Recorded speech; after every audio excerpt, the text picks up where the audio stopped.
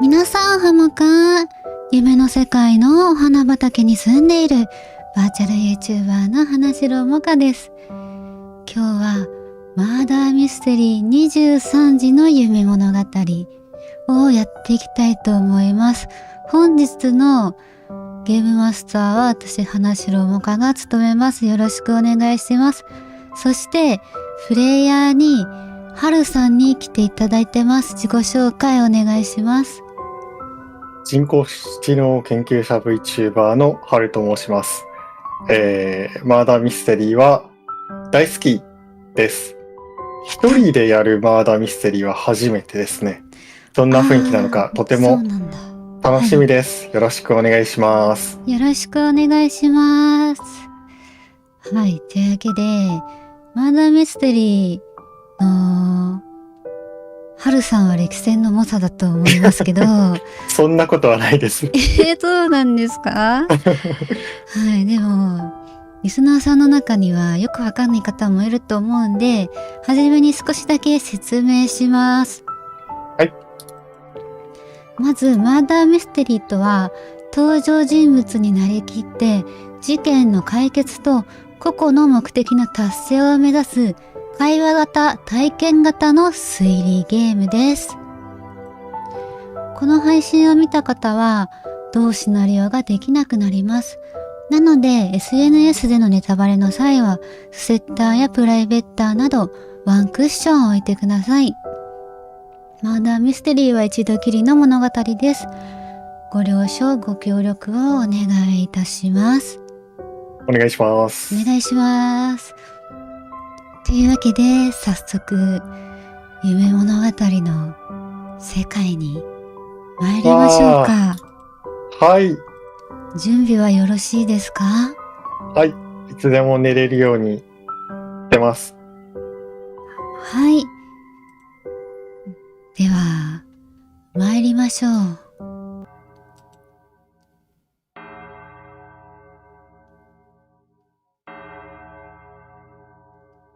ちょうど23時の鐘が鳴りましたね。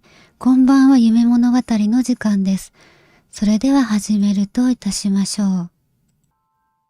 ここは呪われた魔法の国のある夜の夢。ようこそ夢物語へ。ああ、大丈夫。何もおっしゃる必要はございません。人が夢の国へ落ちてきたならば、何もかも忘れてしまうのは常のこと。私めがすべて説明いたしますのでご安心を。まずは自己紹介でございますね。私めは夢の案内人。23年に一度訪れる重要な夢の案内役を仰せつかっているものでございます。どうぞお見知りおきを。今宵あなた様は5つの夢をご覧になります。この夜が明けるまで5つの夢を渡り歩き、その夢の語り手との会話の中で私めが投げかける3つの質問の答えを探していただきます。1つ目の質問は、あなた様は誰でしょう。2つ目の質問は、今宵死んでいく方はどなたでしょう。3つ目の質問は、死んでいく方を手にかけたのはどなたでしょう。あまりに突然のことでしたね。驚かしてしまいましたか。申し訳ございません。けれど、残念ながら、今宵お亡くなりになる方が一人いらっしゃるのは事実でございます。ここはあなた様の悲しみの底の夢の国。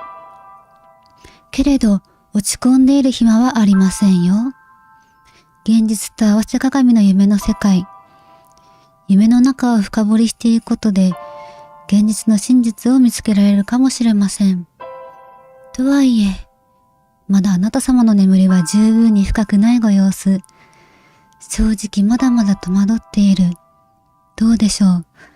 それが今の偽りのない本心ではございませんか。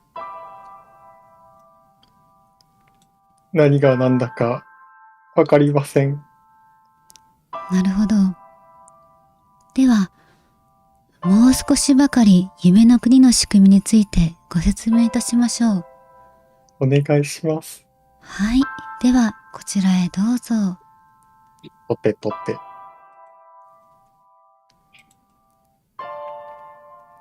夢は現実の鏡。つまり、現実もまた夢の鏡。たとえ鏡が清らかであろうと、に染まっていようと、何かを映すその像が正しくあるなら、その善悪に、などあるだろうか。こちらが夢の光景となっております。大きな額縁の中に記されているのが夢の内容。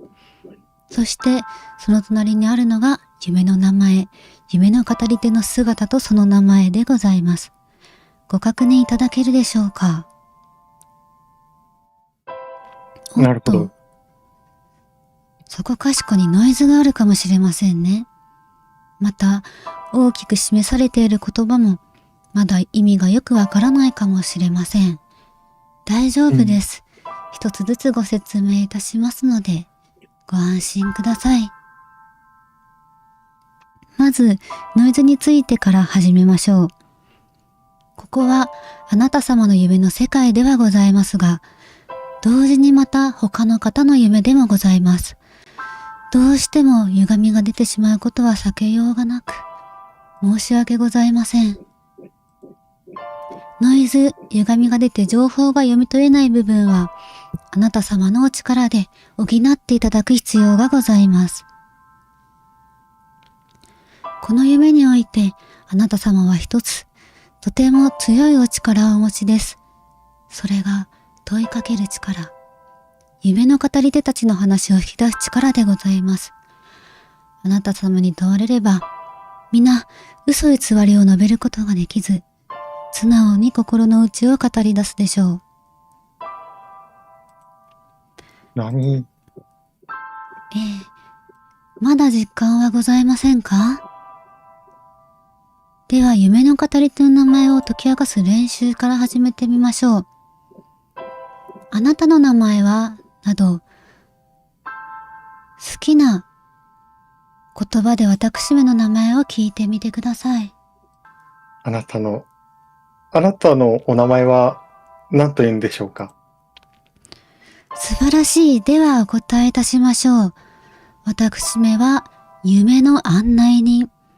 古くは別の名もあったのですが、何分遠い昔のこと、お恥ずかしながらすっかり忘れてしまいまして。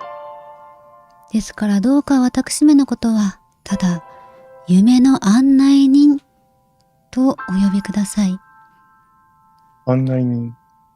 ええ、さようでございます。案内人さんですね。はい、そうです。夢の案内人とお呼びください。はい。いかがでしたか？案外簡単だったと思っていただければ幸いでございます。では、どんどん練習していきましょう。はい。大きな額縁の中に記されている夢の内容の中にはノイズがいくつかございますね。うん。次はそれを解き明かしてみましょうか。一つ目はそうですね。鏡が何に染まっているの？など私めにお尋ねください。鏡は何に染まっているんですか？ありがとうございます。答えは黒い闇でございます。その意味は、闇。さあどうでしょうね。もしかしたら他の方々の夢の中で少しお分かりになることもあるかもしれません。うん。それでは次のノイズについて私めに問いかけてくださいませ。少し難しいかもしれませんが、大雑把な問いでも大丈夫でございます。あなた様のお力は強いですから。さあ、気負わずどうぞ。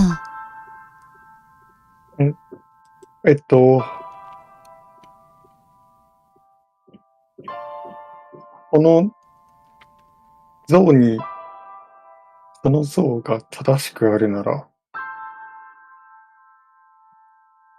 ええ。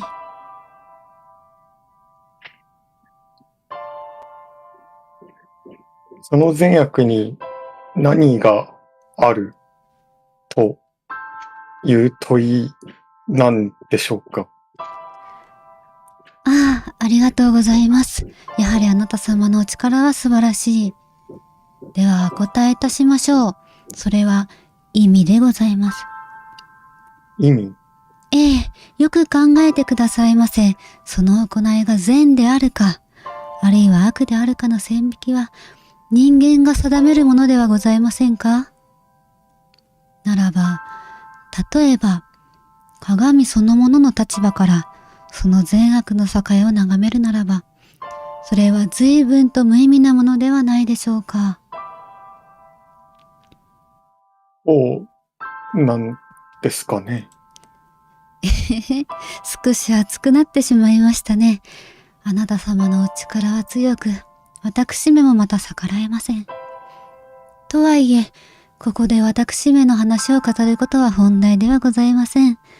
さあ、次の説明に参りましょう。それでは最後にとても大事な言葉をお伝えいたします。あなた様は問いかけるお力が強いと申し上げましたが、何を問いかけていいのかわからなくなることも当然ございましょう。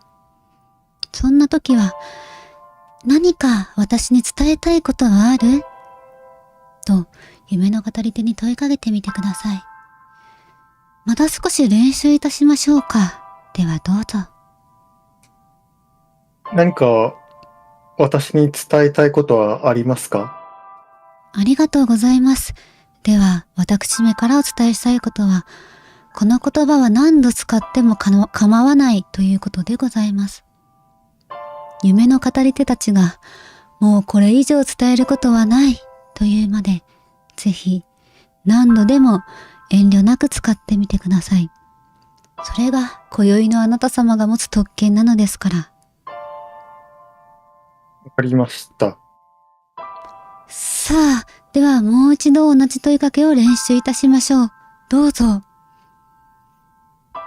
案内人さん、何か私に伝えたいことはありますか？素晴らしい。すっかり慣れたご様子。私めがお伝えしたいこと、それは、先ほどお伝えした問いかけ以外の質問はお控えくださいということでございます。繊細な夢の中、眠りを揺るがす問いかけは非常に危険。お分かりいただけますね。では、問われる前に言いましょう。私めから伝えすべきことは以上でございます。はい。では、最後に確認いたします。ここまでで何かわからないことはございますでしょうか？いえ、大丈夫だと思います。それはようございました。それでは、面倒な説明はここまででございます。夢は現実の鏡。現実は夢の鏡。たとえ黒く染まっていようと、鏡は鏡として機能するもの。さあ、夢の語り手たちとの会話によって、あなた様の真実を見つけ出してくださいませ。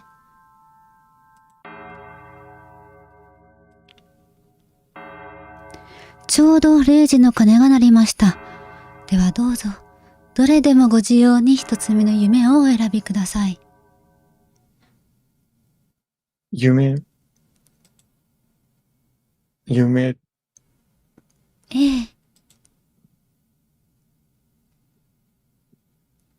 赤の夢を見てみようと思います。かしこまりました。ではご案内いたします。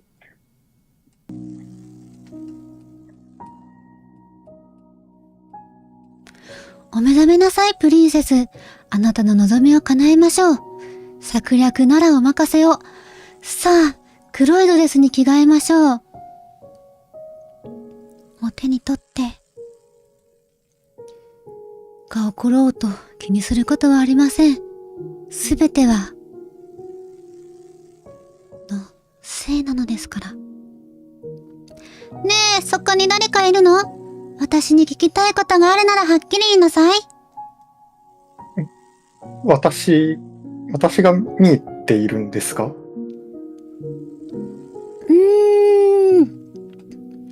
よく見えないわね。ただ、そこに誰かがいるのは、なんとなくわかるわ。そうなんですね。あなたは、どなたですか？私はこの国の王女、ルビー。今年で16歳になるわ。ルビー王女様ですか？そうよ。あなたは、姿だけじゃなく、声もなんだかぼんやりしてるのね。そうですか。すいません。ええ、いいわ。そうか。何か、質問をしなければ。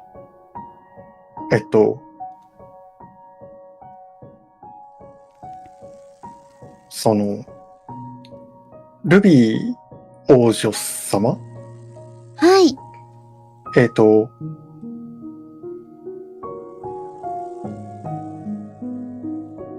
あな何？たは何を、黒いドレスに着替えてあなたは何を手に取ったんですか？そうね。黒い、何か小さな薬みたいなものだったわ。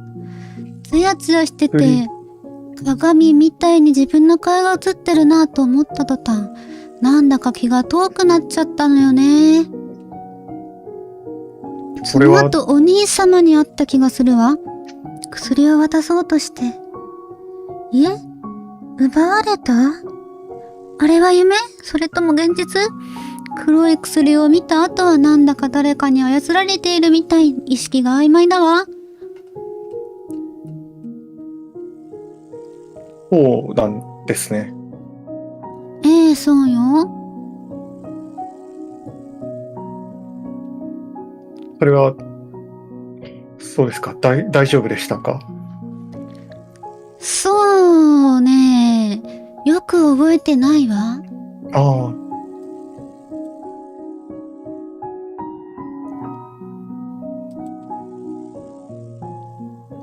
ねえ、もっと私に聞きたいことはあるんじゃないの？そうですね。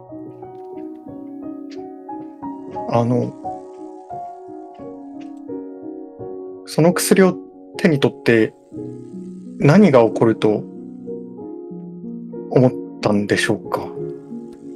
悲劇が起こるかもって言われたわ。悲劇？ええ、誰かが死んでしまうような何か恐ろしいこと。そういえばこれはまだ秘密なのだけど、お父様が危篤なの。医師や薬師たちは朝まで保たないと言ってるわ。言ってるらしいわ。うん。それはお気の毒に。ずっと病気や怪我とも無縁でお元気だったのに、夕方いきなりお母様に呼び出されたと思ったら、国王が危篤ですと伝えられて、驚いて何も言えない間にすぐ自分の部屋に戻るよう命じられたから、それから何が起こったのかはわからないけど。ねえ、私もみんなもこれからどうなっちゃうのかしら。そうだったんですね。そうよ。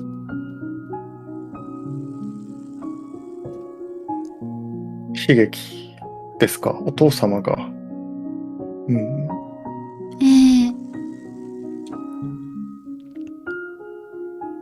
ずっとお元気だったのに、急にどうしちゃったのかしら。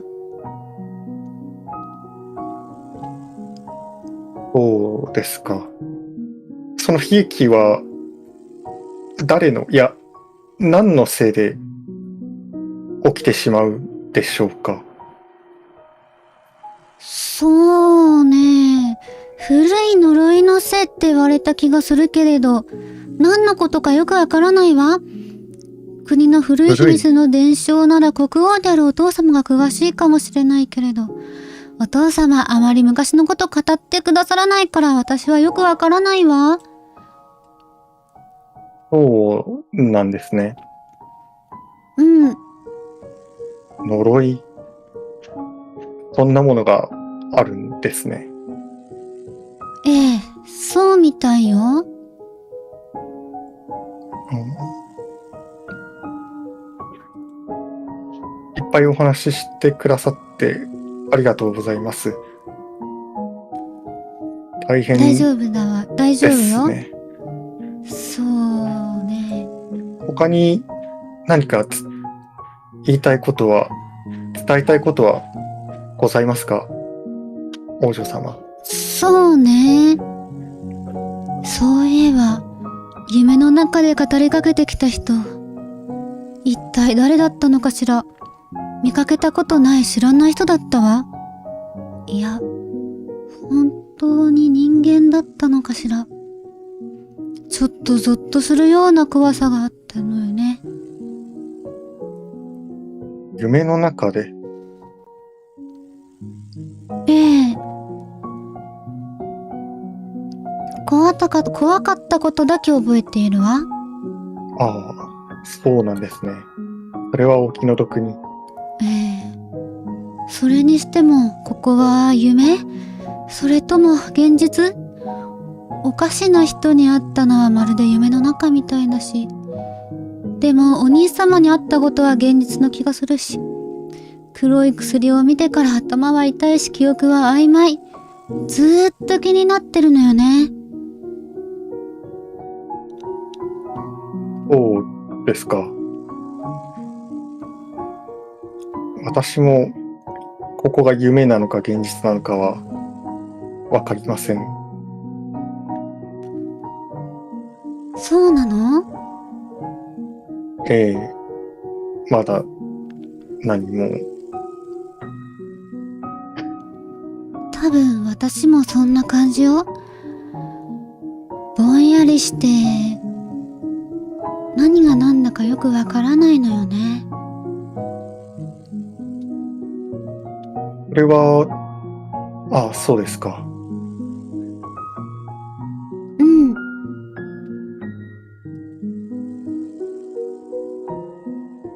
そうですね。他に何があったのか、私に伝えたいことはございますか？うーん。何があったのかは、今話したこと以外はよくわからないんだけど、ええ、私、本当は赤い色が好きなのよね。ああ、そうなんですね。ええ。今はでも黒いドレスを着てらっしゃいますね。ええ、そうみたい。でも本当は黒は好みじゃないの。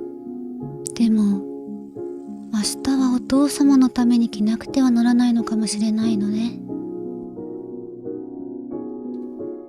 そうか。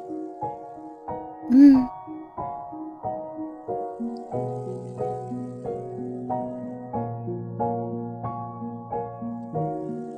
うん。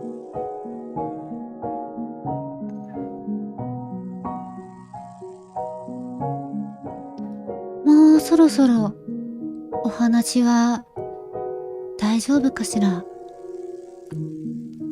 そうですね。はい。いっぱいおあり、話ししていただきありがとうございます。こちらこそ、王女様。こちらこそお話できてよかった。いえ、なんでもないわ。ええ。またお会いできるといいですね。お帰りなさいませ。さあ、では次の夢へ参りましょうか。次はどの夢になさいますか？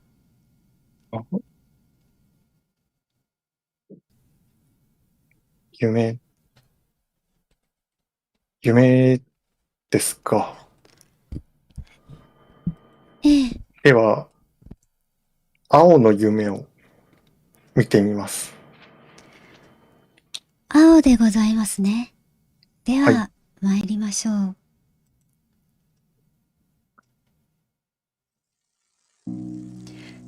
ふと、覗き込んだ。そこに映ったがあまりに綺麗で、くらりとめまいがして倒れ込む。けれど、いつまで経っても硬い地面は私を捉えず、どんどん逆さまの黒に吸い込まれていく。落ち続ける私は、になるのだろうか。そこに誰かいるのか。よかったら何か話してほしい。あれ、失礼します。私の声が聞こえますか？ああ、聞こえる。よかった。あなたのお名前は何でしょうか？お伺いしてもよろしいでしょうか？ああ、僕はこの国の第一王位継承者、王子サファイア。23歳になったばかりだ。ああ、誰かいてよかった。こちらから君の様子はよくわからないんだが、ここがどこだか知っているだろうか。夢の中のようだけど、僕はなんだかそうじゃない気がしてるんだ。そうではない。ああ、そうですか。サファイア王子。そうですね。いくつかお伺いしたいことがございます。ああ、伝えてくれ。ええ。覚えていることをお伺いしたくって、あなたが何を覗き込んだのか覚えておりますでしょうか？そうだな。一瞬水たまりのようだと思ったんだが、あれは鏡だったのかもしれない。黒い宝石みたいな、ゾッとする美しさだった。気がついたら足元に広がっていたんだ。確かあれは妹に会った後だったな。妹はまるで呪われたみたいな、まがまがしい気配だった。とっさに止めないとと思って、その手にあった黒い何かを掴んで、頭が痛い。すまない。何を言いたかったのか。よくわからなくなってしまった。どうやら忘れてしまったようだ。ああ、そうですか。ああ、何か伝えなきゃいけないと思ったんだが、思い出せない。すまない。伝えたいことがあったんですね。そうですか。ああ、私であればお力になれるかもしれません。どうかゆっくりと思い出してください。私に伝えたいことは何だったのか思い出してはいただけませんか？そうだな。申し訳ない。すまない。さっぱり思い出せない。ただ、そうですか。僕はこの頭痛がずっと気になっている。頭痛？ああ、物事の核心に触れた感じがすると必ずと言っていいほど頭が痛くなるんだ。まるで僕が考えるの、あるいは君に重要なことを伝えるのを邪魔するみたいにね。そうですか。ああ、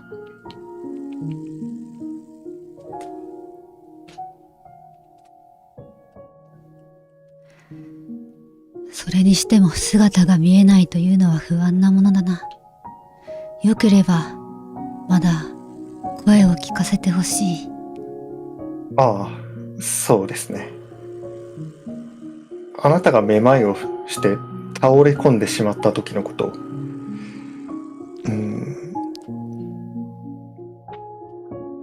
その時、そうですね。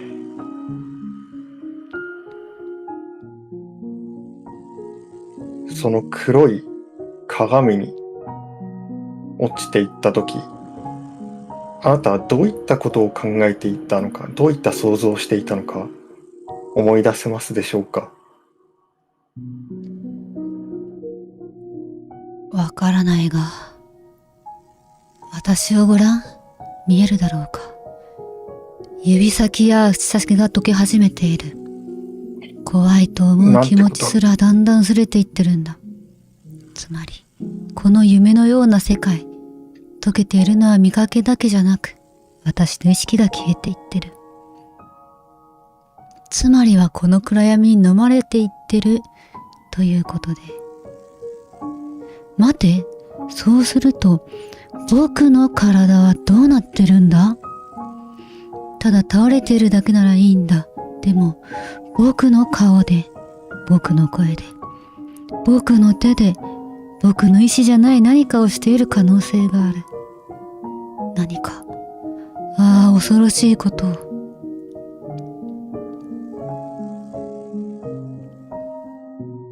こんなこと言われても困るよな。すまない。ああ、いえ。なんとも恐ろしいことが起きようとしているんですね。ああ。ああ、そうですか。私もあなた方にどうにかお力になりたいと思っております。ありがとう。何か他に私にお伝えしたいことはございますか？そうだな。たまに僕が私と口にしていることかな。これは間違いなく僕が見ている夢のような世界ではあるけれど。もしかして、かつて他の誰かも同じ夢を見たことが。頭が痛い。このままだと僕はどうなるんだ。とりあえずまだ生きてはいると思う。けれど少しずつ自分ではわからないほどに、少しずつ僕の何かが消えていってる気がするんだ。妹は、何かが。父上は無事なんだろうか。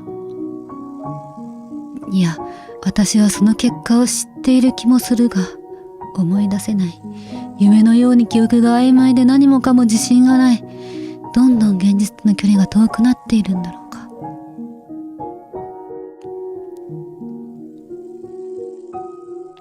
妹、ルビー様ですね。ああ、そうだ。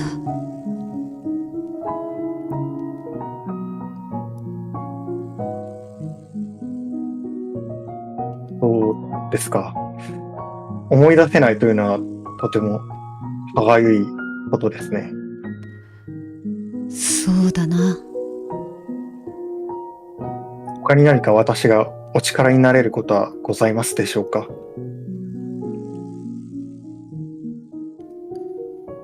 そうだな。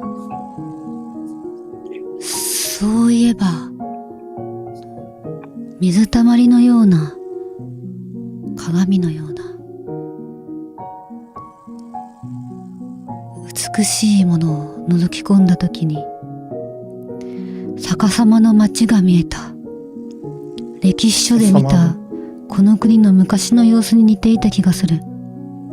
今から数百年前、この地に祀られていた神秘の鏡に、放浪の旅をしていた祖先が認められて初代国王になったと言われてるんだ。そういえば妹と別れた後、国王、父上に会った気がする。妹が持っていた黒い何かを渡して。ただ、すまない。その時のことは頭が痛くてよく思い出せない。こんなこと言われても困るよな。いえ、妹君から受け取ったその黒い何かを父君にお見せしたということですか？黒い何かを渡したような気がする。ただ気がするだけで、本当にそうなのかそうじゃないのかはわからない。そうですか。う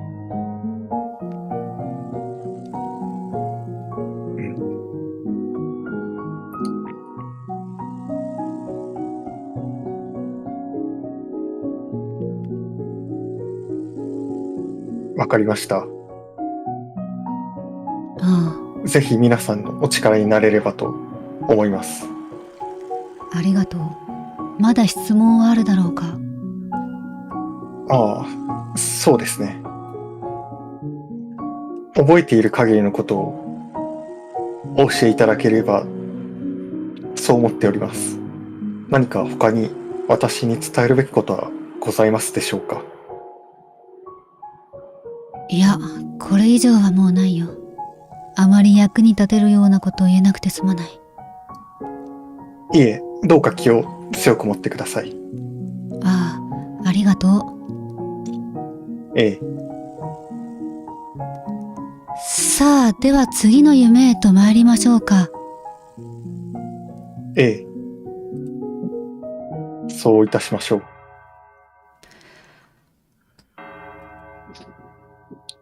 次はどの夢になさいますか？では、緑の夢に参りましょ緑の夢ですね。う。ええ、それでは、参りましょう。うずくまって泣いていたい。このままずっとこの場所で。時が過ぎるならどうぞ私を置いていって。ああ、また。が起こってしまった。はいらないから、誰かこの涙の中に閉じ込めて。どなたかいらっしゃるのですか？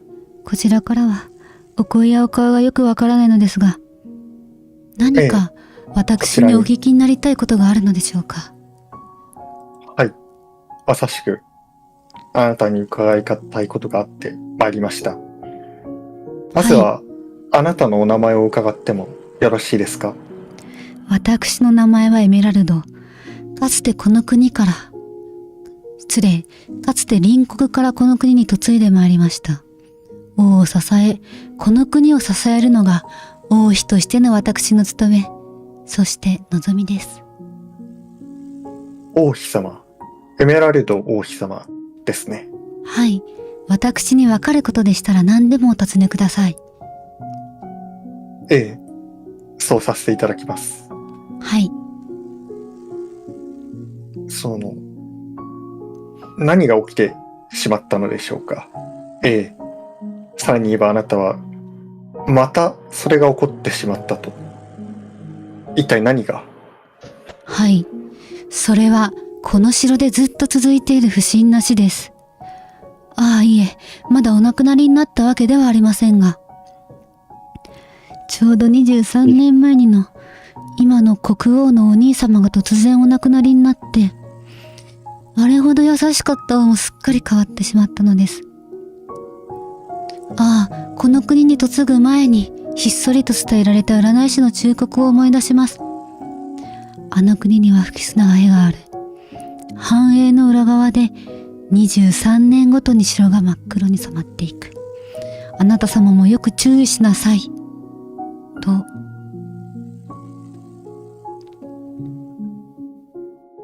23年ごとに。はい。黒ですか。うん、はい。占い師は城が黒に染まっていくと言っていました。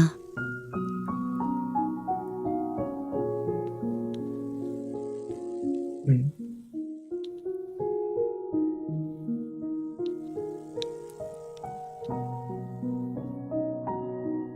そうですね。はい。王妃様。えっ、と、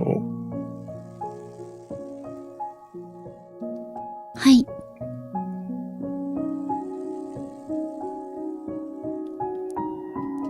何でしょ失礼。いや、死というものですから、こう、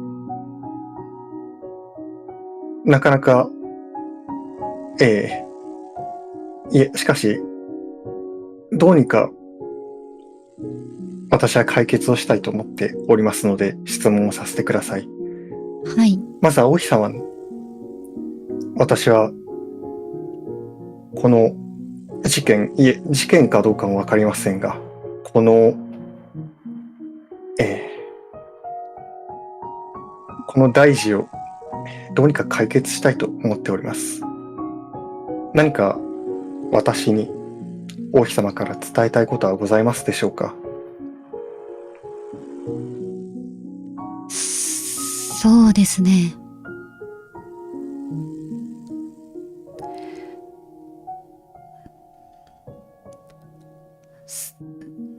伝えたいことたくさんあるわ。たくさん。ええ。王子の婚約者の話ですよ。あの娘、一部では聖女とかもてはやされて、確かに美しい娘ではありますけれども、何やらこの国の古い民の末裔だとか、あの娘が心の奥底で自分たちの国を滅ぼしたのは王家だと恨みを抱えているかもしれないことを私はずっと心配しているのです。王も王子もそうですわ。王も王子もなぜあんな娘を王族に迎え入れようなどとお考えになったのでしょう。本当によくわからないわ。はい。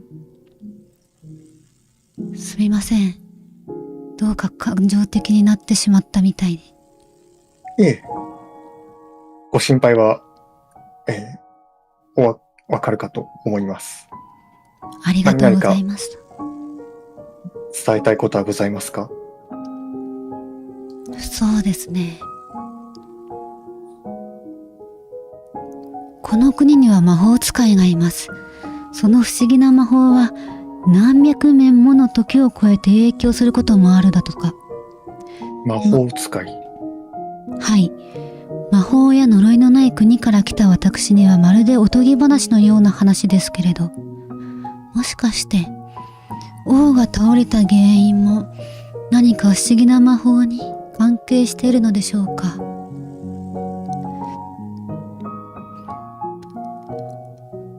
召使いたちに話を聞く限り、王の容体が急変したと思われる時間、王子と王女の様子がおかしかったと複数の報告がありました。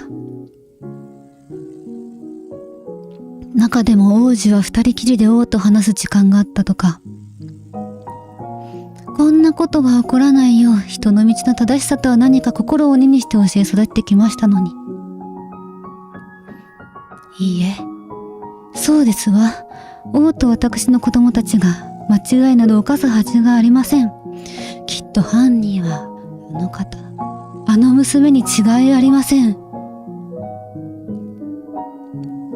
あの娘、王子様のフィアンセの方ですか？そうですわ。本当に王と王子があんな娘を王族に迎え入れたことが信じられなくて。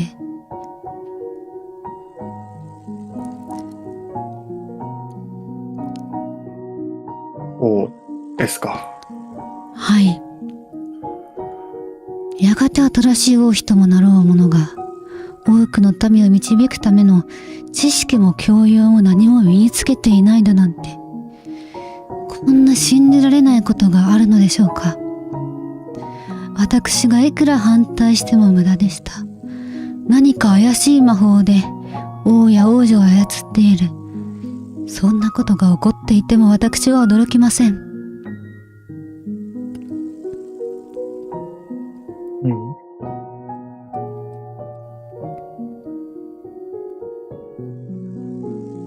そうですか。はい。それは恐ろしいことですね。そうですね。心中をお察しいたします。何か他に私にお伝えしたいことはございますか？いいえ、もうありませんわ。耳を傾けてくださってありがとうございます。お優しい方。いえ。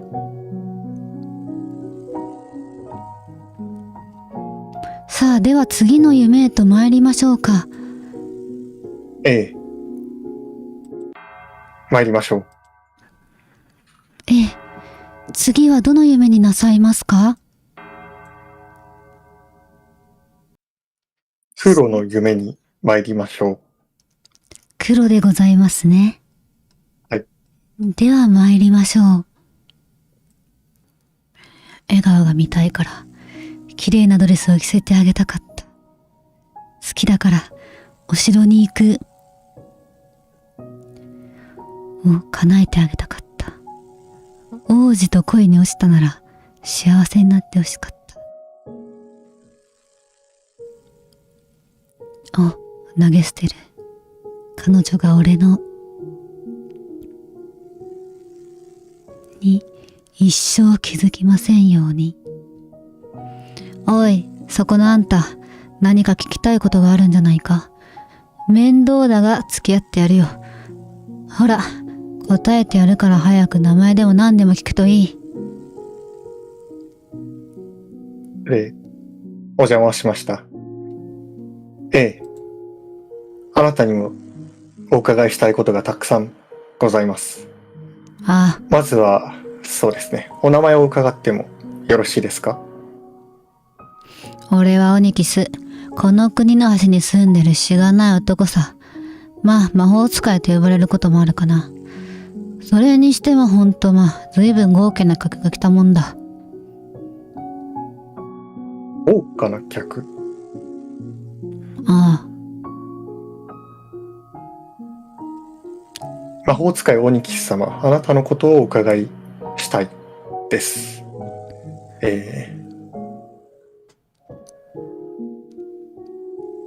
あなたのご友人ですかね。ご友人がお城に行きたいというご友人がいらしたんですか？友人かどうかはわからないけどな。あいつの王子の婚約者になったやつの夢だよ。この国を救う古い呪い。城のどこかにある黒い鏡を浄化したい。この国を救いたいとかいうバカな夢さ。バカなんだよ本当に。お人よしの大バカさ。俺たちの国を滅ぼした奴らなんて滅びるままに放っておけばいいのによ。いい機会だから言っておくか。俺たちはあんたらの祖先に迫害された古い民の末裔なのさ。そうなのですね。ですがその方は、ああ、いえ、そうですか。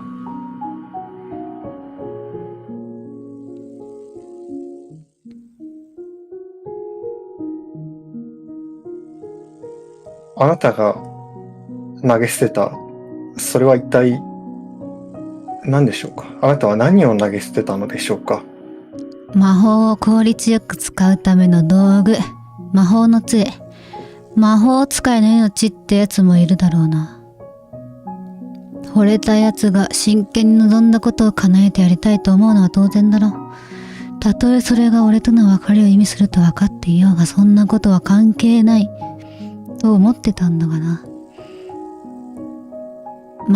魔法を使えることが心底嫌になるくらいの気分にはなったな。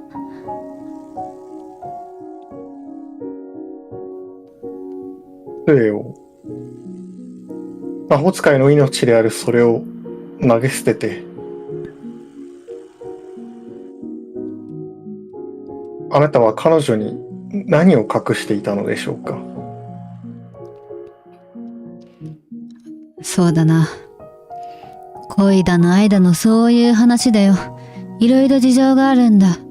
滅びた国の忘れられた掟を守るなんて今更って話なんだが。おい、念のため言ってるけど、本人には言うんじゃねえぞ。俺があいつを助けるのは聖女を支える一族の人間だからってことになってるんだからな。いいか？ええ、誓って口外はいたしません。この場では信じてやるよ。ええ、ありがとうございます。鬼吉様、あなたのお話をもっとお伺いしたいですね。ぜひ、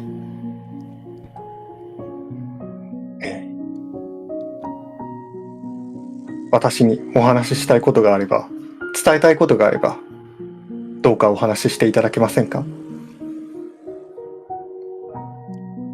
そうだな。まあ教えてやってもいいか。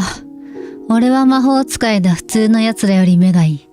つまり、あんたの顔も姿もはっきり見えるんだ。その豪勢なしくに王冠、銀貨の肖像にもよく似てる。間違いない。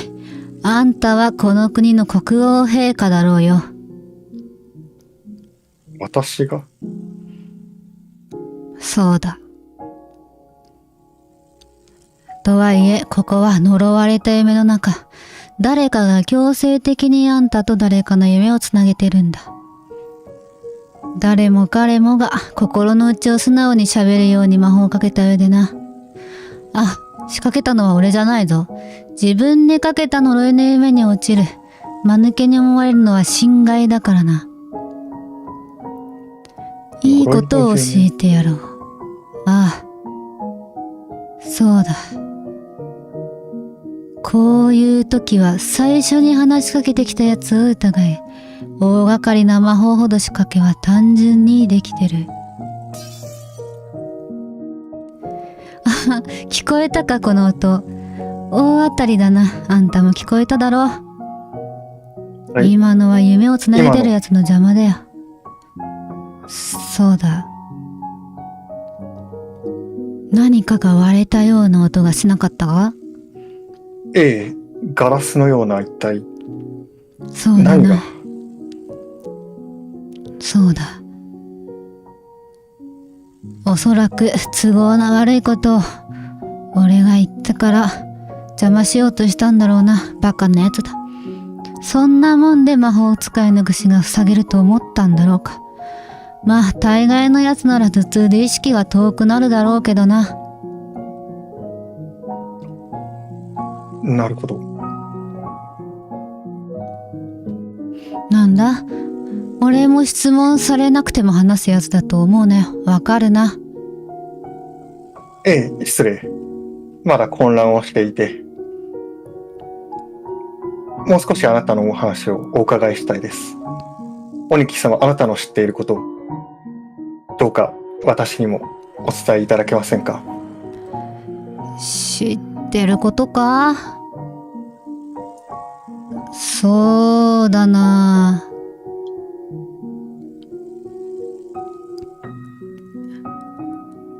逆に何が知りたいんだ？そうですね。話が終わりか？せっかく付き合ってやってんだから退屈させないでくれ。いえ、古い呪いというのがこの国にはあるのですか？ああ、そうだな。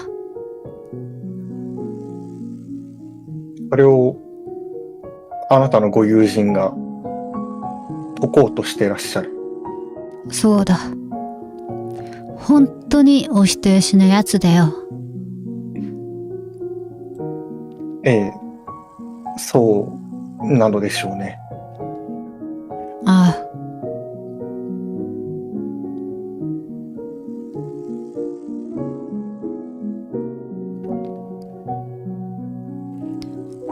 どのようにしたらその呪いは解けるのでしょうか？そうだな。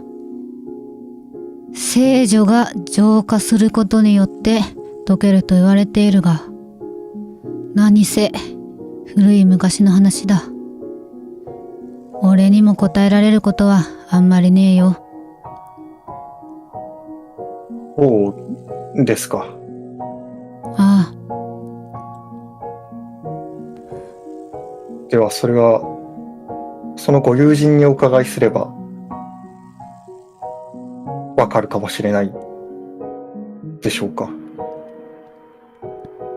そうだな。知ってることは教えてくれるんじゃないか。何せ、随分とお人よしなやつだからな。そうですか。ああ、もう質問は終わりか。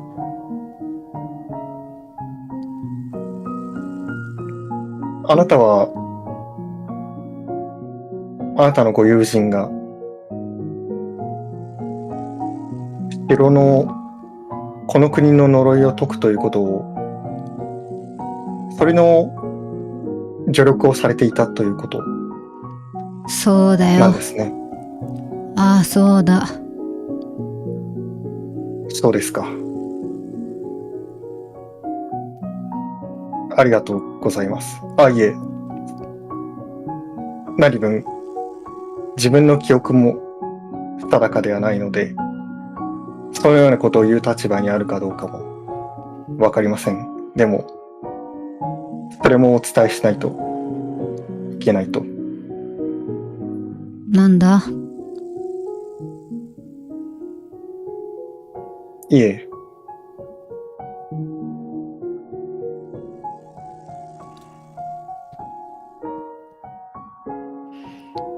話は終わりか。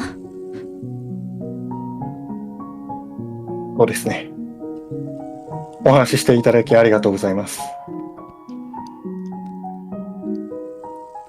じゃあな。ええ。ではまた、鬼吉様。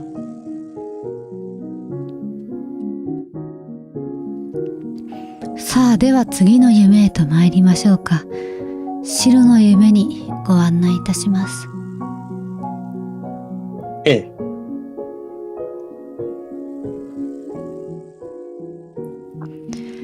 お城の舞踏会に行って、だって、私は自分の意志で運命を変えた。だから、どんなに好きでも、私はもうあなたと一緒にいられない。ありがとう、夢を叶えてくれて。そして、さようなら。私の。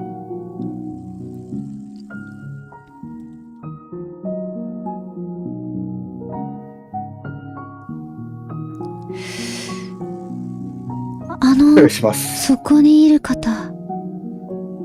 ええ。ええ、あなたよ。とても立派な方のような気がするけど。お顔ははっきりわからないの。何か私に聞きたいことがある？ええ。そうですね。立派というほどのものではありませんが、ここで起きた大事をどうにかしたいと思っております。そこで皆様のお話をお伺いさせていただいているのです。まずはあなたのお名前をお伺いしてもよろしいですか？私の名前はパール。この国の外れの村に住んでいた17歳の村娘。誰もが憧れる王子様の婚約者だとか、ずーっと昔に滅んだ国の聖女の末裔だとか、いろいろあるけれど、自分としては初恋が忘れられないただの女の子。それが私パールよ。パール様ですね。うん、王子様の婚約者ですか？そうよ。すごいでしょう。ええ。お城の舞踏会に行って会われたのですか？そうよ。舞踏会で王子様と会ったわ。舞踏会で、そう、舞踏会で王子様と話すことができなければ、この国を救いたいっていう無謀な私の夢には手が届かなかったわ。私、おとなしく見えるらしいけど、結構行動力あるのよ。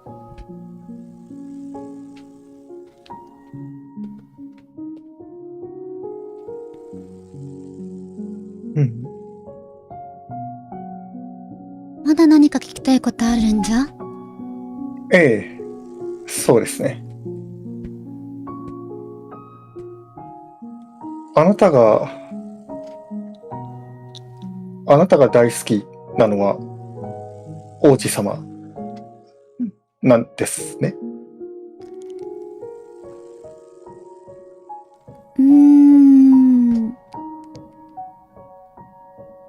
私の好きな人の話かしら。ええ、お伺いしても。そうね。オニキスの話してもいいかな？オニキス。うん、魔法使いオニキス様ですね。そう。とても才能があっていろんな魔法が使えるの。王子様主催の舞踏会に正式な招待状で、綺麗なドレスで、立派な馬車で私を乗り込ませてくれたのがオニキス。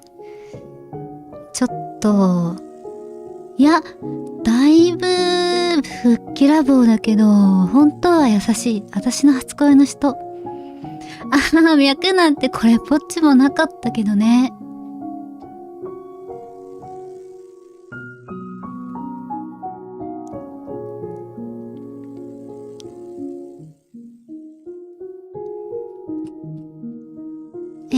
まだ私何かお役に立てるかな？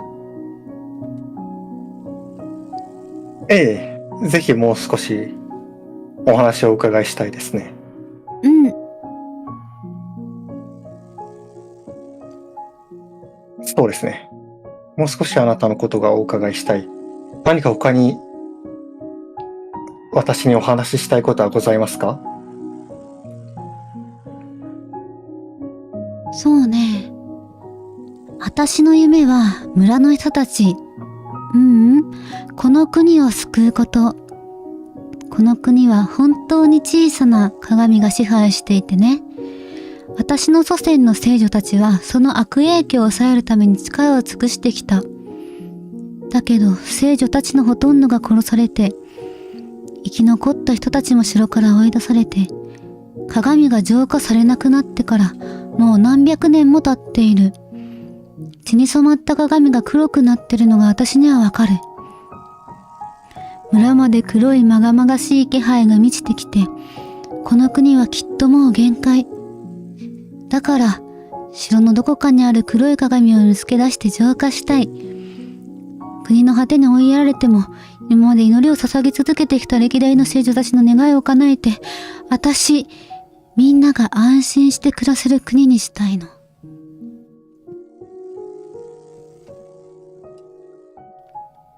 この国の、そうですか。うん。それは大変立派な心がけでございますね。他に何かお話ししたいことはございますか？そうね。黒い鏡について王子様に聞いても王様に聞いても場所はわからないって言われちゃった。でも伝承はやっぱり残ってるんだって。黒い鏡見つけられたらきっと浄化できるのに。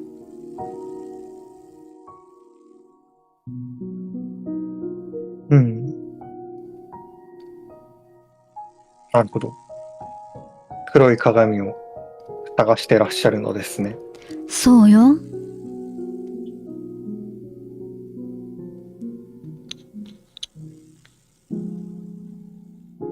うん。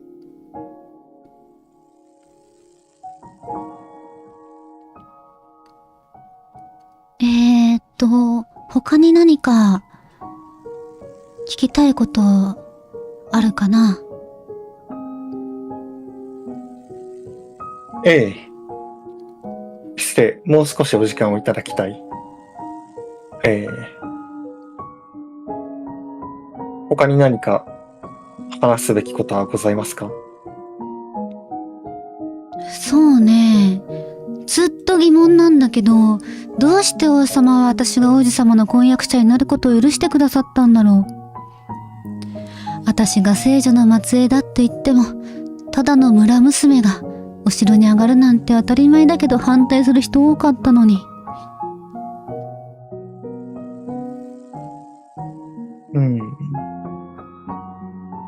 なるほど。王様はそれについてお話ししてくださらなかったのですね。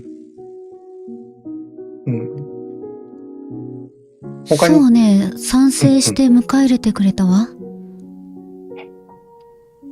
どうですか。他に気がかりなどございますか？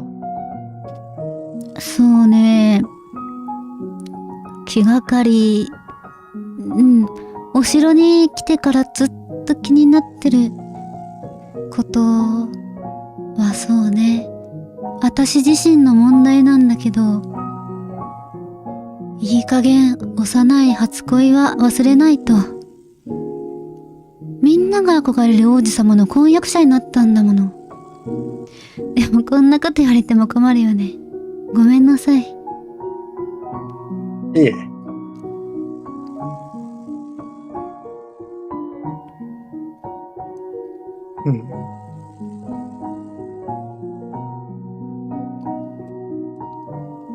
まだ何か私で力になれることはあるかしら。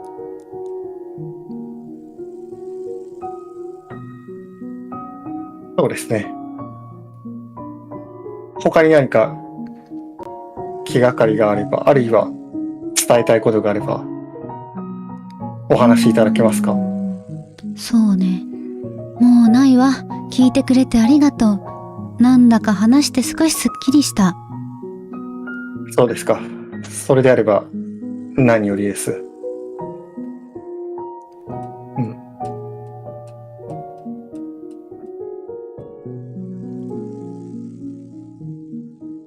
あなたの願いが叶うといいですね。ありがとう。頑張るわ。ええ。ぜひ。私も協力させていただきたいと、そう思っています。ありがとう。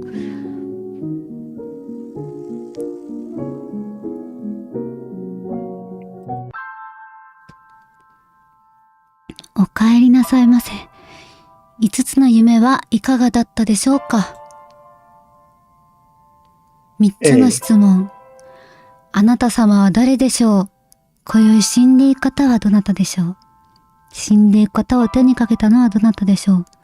その答えは見つけられたでしょうか。ああ、心配には及びません。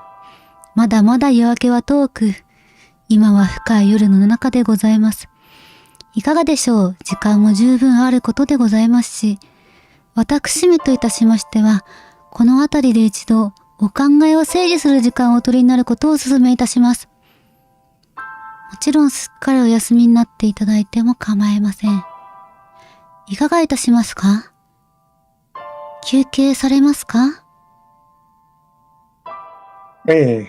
少し夜風に当たってきてもよろしいですか？かしこまりました。では、夢の中の時間で5分ほど経ちましたら、鐘の音を鳴らしてお知らせいたしましょう。はい。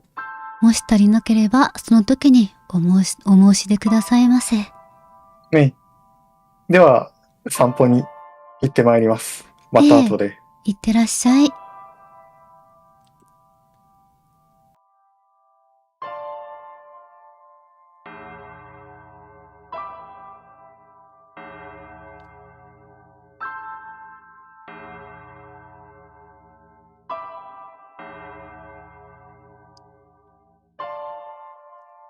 いかがでしょう。もう十分お休みいただけましたでしょうか。ええ、ここは景色が綺麗ですね。そろそろまた現実について、夢について考える準備はできておりますよ。それはようございました。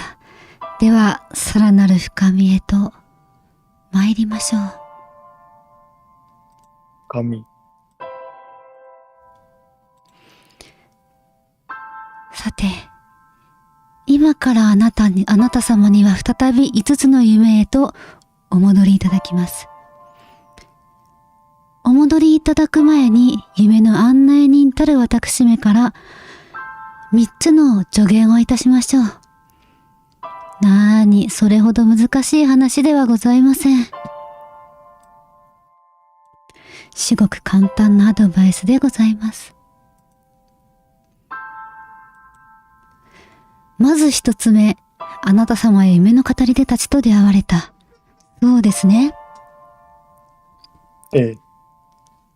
実はとても言いにくいことなのですが、今宵お亡くなりになる方をお手に手がけた人物がこの夢の中にいらっしゃるのです。恐ろしいですよね。けれどご安心ください。この夢の中であなた様が襲える危険はないでしょう。それはあなた様もお分かりになるのでは？二つ目の助言は、新たな問いかけの言葉についてでございます。古い問いかけを繰り返しても得られるものはなさそう。ならば、5つの夢へとお戻りになったら、夢の語り手たちにあなた様がお知りになった名前を伝え、あなたはこの人のことをどう思っている？と問いかけるのがよろしいでしょう。語り手たちの中にはお知り合い同士もいらっしゃるご様子。新しいお話を耳にできるかもしれません。さあ、それでは最後の、そして最も重要な助言でございます。あなた様は問いかけるお力がとても強い方。皆様が嘘偽りを言うこともできないほど。先だってもそう申し上げましたよね。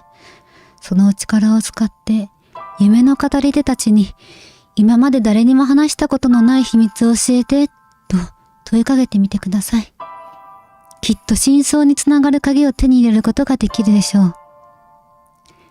おやおや、人の心の奥底を暴くようで心苦しいですか？あるいはこんなことをしてはいけない気がする？どうか思い出してください。今宵お亡くなりになるお方を手がけた者がこの夢の中にいらっしゃるのです。両親の痛みよりも大事なものが今のあなた様にはあるのではございませんか？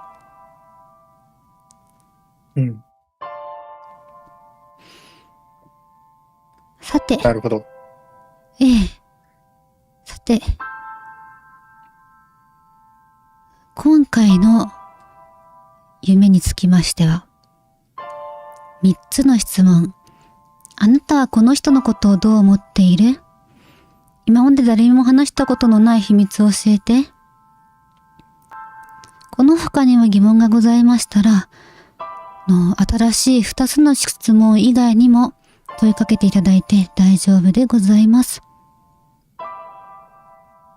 もちろん無理に問いかける必要はございませんよ。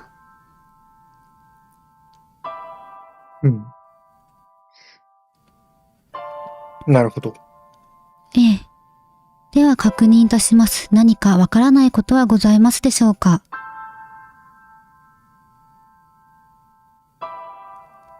夢の中にいらっしゃる皆さんに、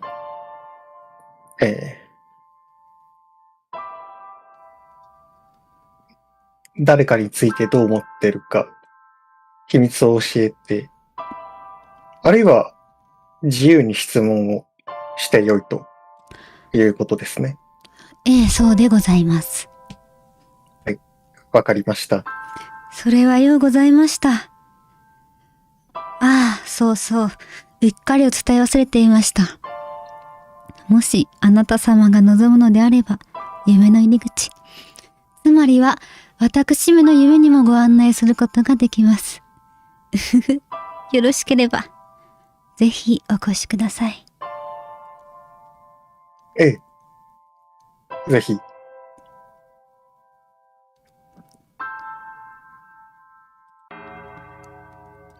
ちょうどお時間のようですね。ではどうぞ。どれでもご自由に一つの夢をお選びください。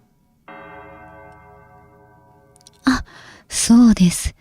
今回も一つの夢に一回しか訪れることはできません。もし聞きたいことがありましたら、心残りのないよう、または語り手たちに無理をさせない範囲でお尋ねください。それではどうぞ。どちらにいたしましょう。では、緑の夢、王妃のもとへ向かいましょ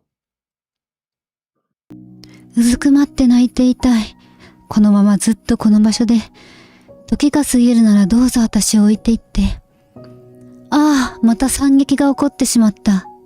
慰めはいらないから、誰か、この涙の中に閉じ込めて。まあ、お帰りなさいませ。またお目にかかれてよかった。あなた様の気配がないことが、なぜかとても辛く心細かったのです。不思議でございますね。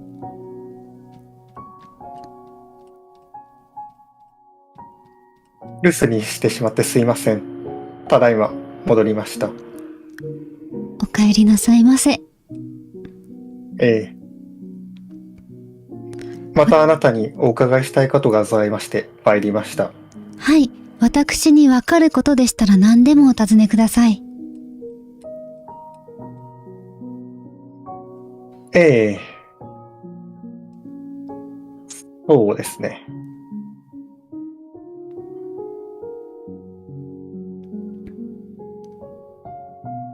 あなたは王子様の婚約者様、パール様のことをどう思ってらっしゃったのでしょうか。ああ、娘のことね。正直、王も王子もなぜあんな娘を城に迎え入れたのか。本当にわからないわ。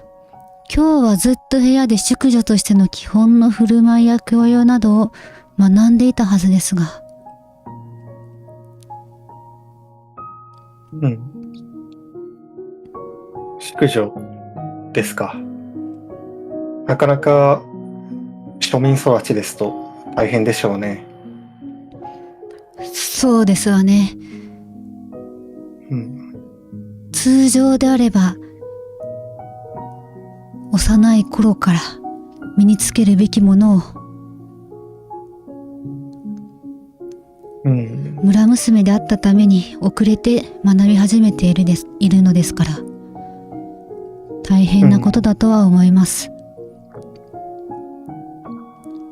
ええ、そうでしょうね。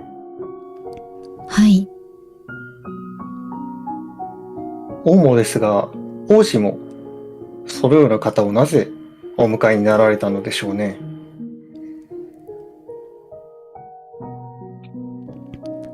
私にも全くわからないので、そうですか。不思議で仕方ありません。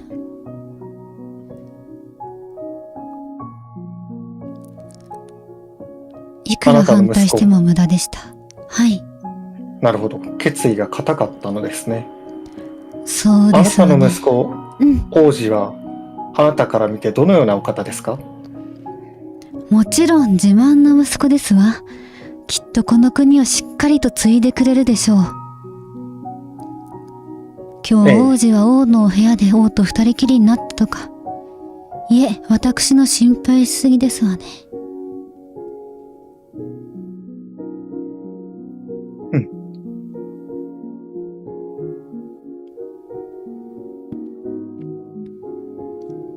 ご立派な息子がいて安心ですかね。では、妹君の方はあなたから見てどのようなお方ですか？ルビーのことかしら。ええ。ルビーは王と私の愛娘。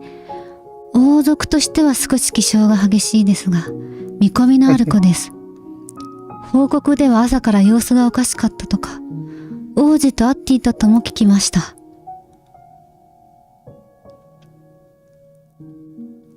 うん。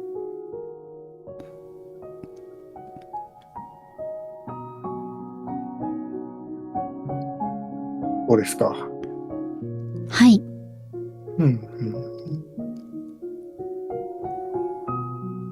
そういえば、あなたは魔法のない国からこちらにいらしたのでしたね。そうですわ。うん。この国には魔法を使われる方がいらっしゃいますからね。ああ、オニキス様という魔法使いの方ご存知ですか？オニキス？存じ上げませんわ。少なくとも城の人間ではないのでは。ああ、そうですね。そうですか。うん。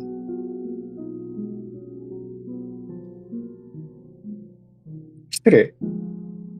あなたがこちらの国に参ったのは何年前ぐらいのことだったのでしょうか？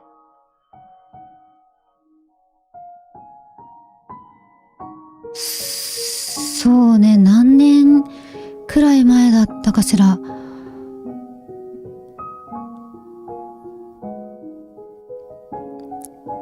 失礼。ただ、王子はおいくつでしたっけ？そうね、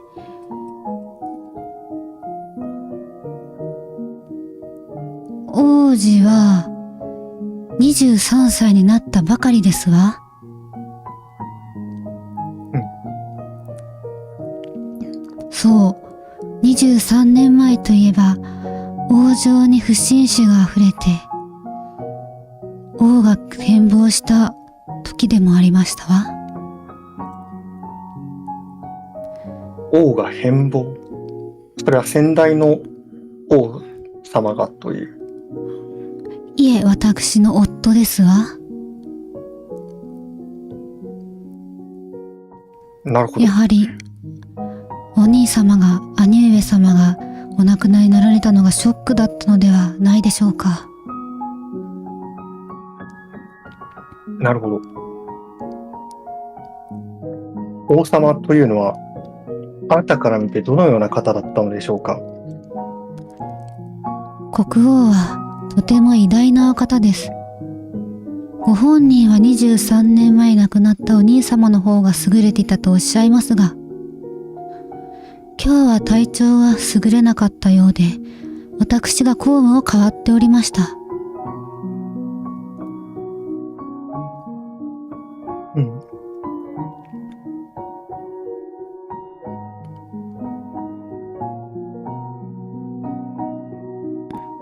王様の兄君も優秀な方だったのですね。王妃様は王の兄君様と面識が終わりで、どのような方だったのでしょうか？兄上様、ええ。23年前にお亡くなりになった当時の第一王位継承者の方ですね。うんうん。彼は非常に優しいお方でした。少しお体が弱かったとはいえ、ある日突然他界されました。そうですか。はい。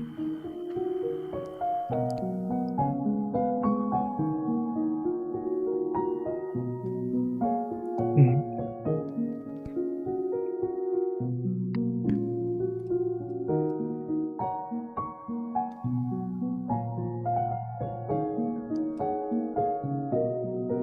うん。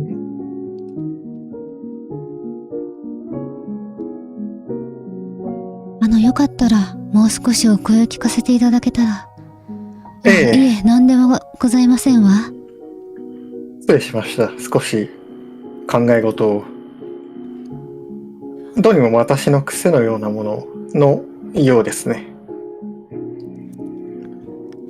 なるほど。大変な大事でございますね。さぞかし心配でしょはい。う。うん。まだ私にどうぞ。ええ、失礼。王が体調を崩されている理由に心当たりはございますか？そうですね。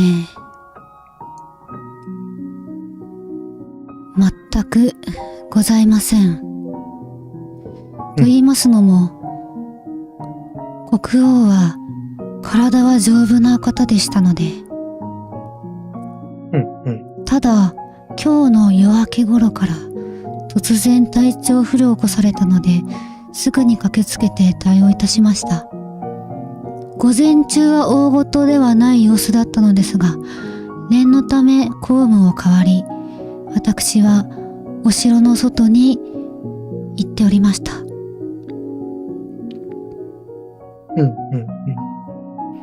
それから王城から王の予定が急変したと報告を受けたのはお昼頃午後でした。なので全ての予定を取り消して急いで帰城しました。そうでしたか。はい。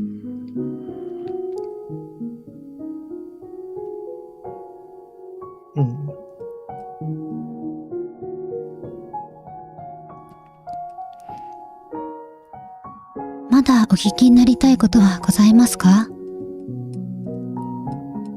ええ、そうですね。少しお伺いしにくいことなのですが、私には、そうですね。私には、この件を、この大事を、してる義務があるのですから。はい。ええ、王妃、あなたのことをもっとよく知りたい、そう思うのです。あなたの、そうですね。あなたの他の方にはお話ししたことのない秘密を私にこっそり教えていただけませんか？秘密ですか。ええ。私にはこの国を嫁ぐ前愛する騎士がおりました。けれど彼はこの国との戦いで他の大勢の騎士と共に命を落としたのです。私の母国にとっては絵に描いたような負け戦でした。恭順の証として私はこの国に嫁いでまいりました。一振りの短剣を持って。私は差し違えてでも愛する騎士の仇を取ろうとしたのです。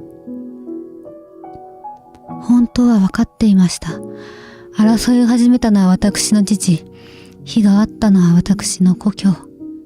どれほど綺麗事で飾り立てようと、王宮の中にいた私には、どちらの方に罪があるのか分かっておりました。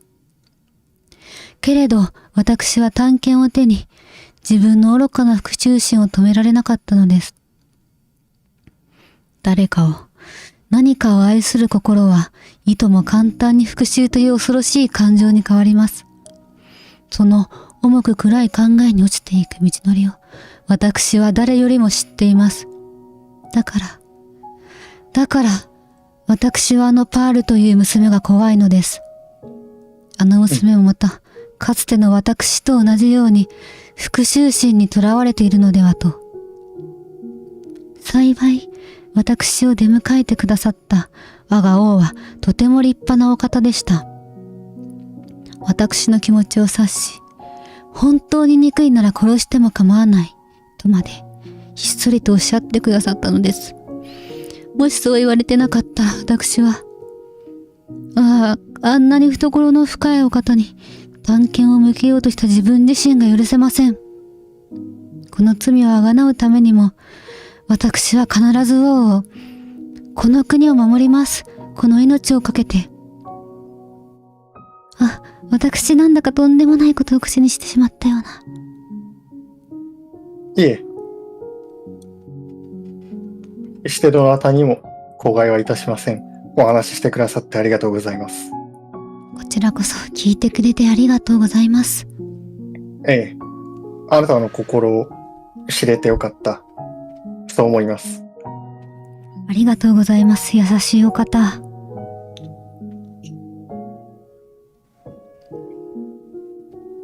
そうだ。最後に、夢の案内人そう呼ばれる方のことを聞いたことはございますか？夢の案内人？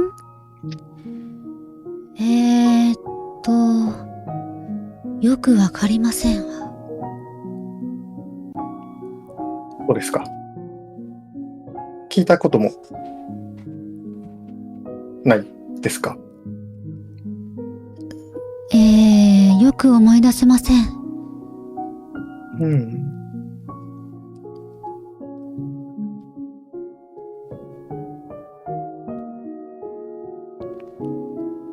そうですか。失礼、変な質問をしてしまいましたね。いいえ、とんでもございませんわ。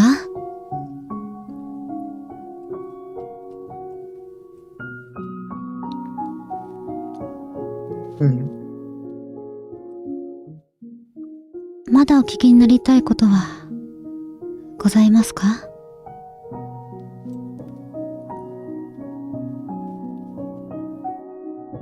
そうですね。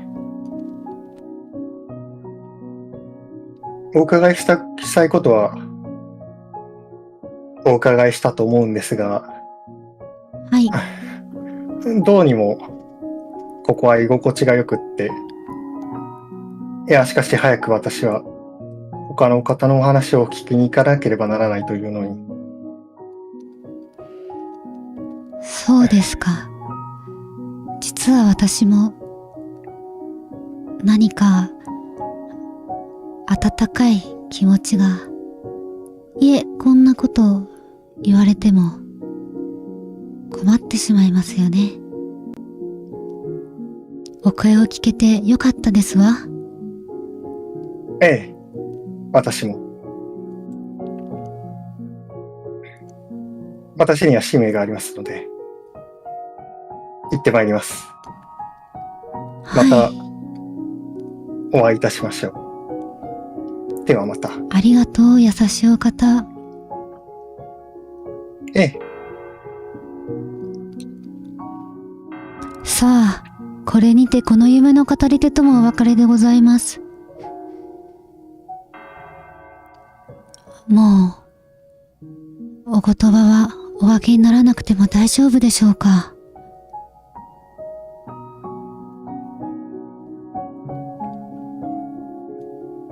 特になければ次の夢へとご案内いたします。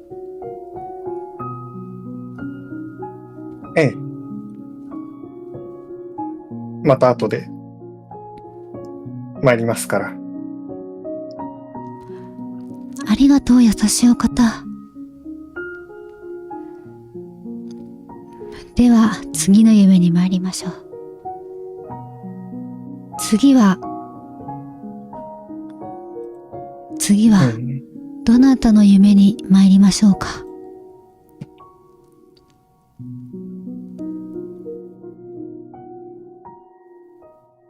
うん。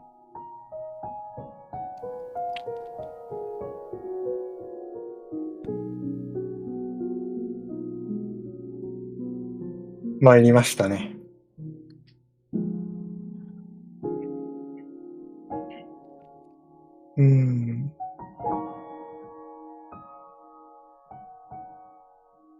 では、王子のお話を伺いに参りましょう。彼の青の夢へ参ります。承知いたしました。ご案内いたします。ふと水たまりを覗き込んだ。そこに映った逆さまの街があまりに綺麗で、くらりとめまいがして倒れ込む。けれど、いつまで経っても硬い地面は私を捉えず、どんどん逆さまの黒に吸い込まれていく。落ち続ける私は、暗闇になるのだろうか。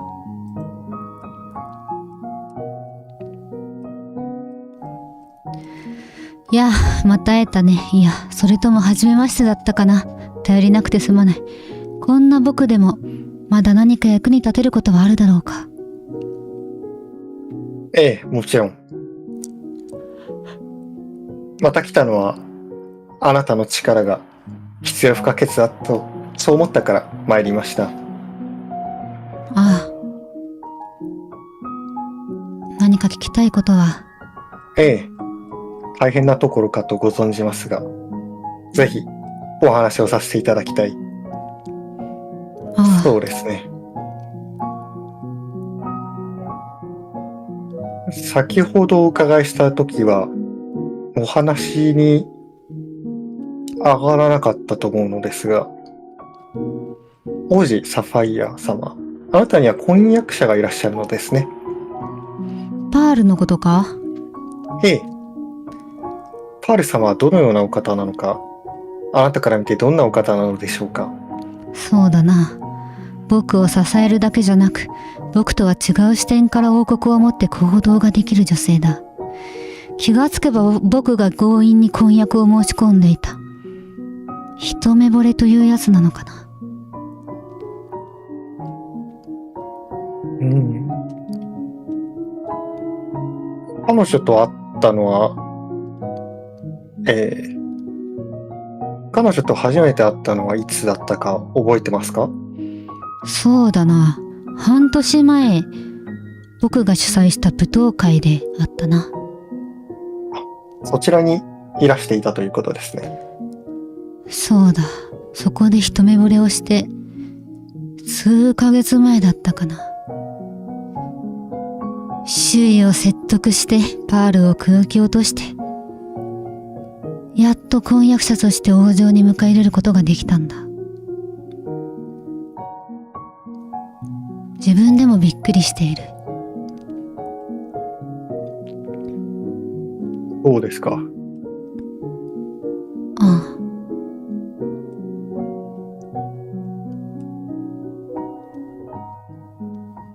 一目惚れで市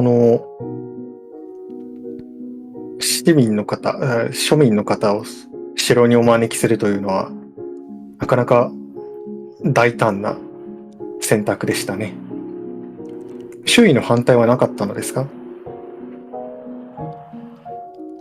いや、やはり反対はされたな。特に母上。王妃様ですね。そうだ。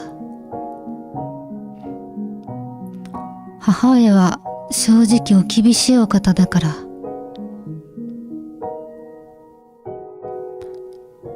うん。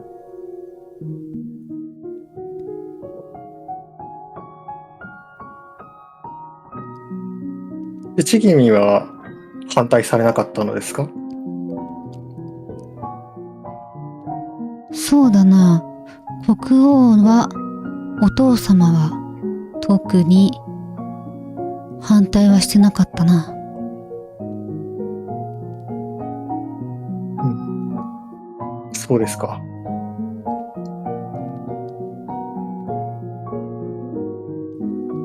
王妃様は王子から見てどのようなお方ですか？常に冷静さを失わない立派な方だ。僕にも厳しいお方だけどね。ただ、何が起こっても母上が父上を裏切ることはないだろう。それは断言できるよ。そうですか。ああ。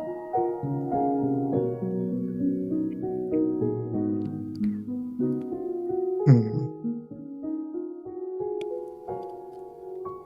そうですか。断言なさる、そうだ。さぞかしお父君も立派な方なんでしょうね。あなたから見て、あなたの父君、国王はどのようなお方なんでしょうか？父上はとても偉大なお方だよ。僕の理想だ。おそらく国中の人にとってもそうだと思う。僕のことを完璧な後継者という声があるようだけど、父上に比べたらまだまだだよ。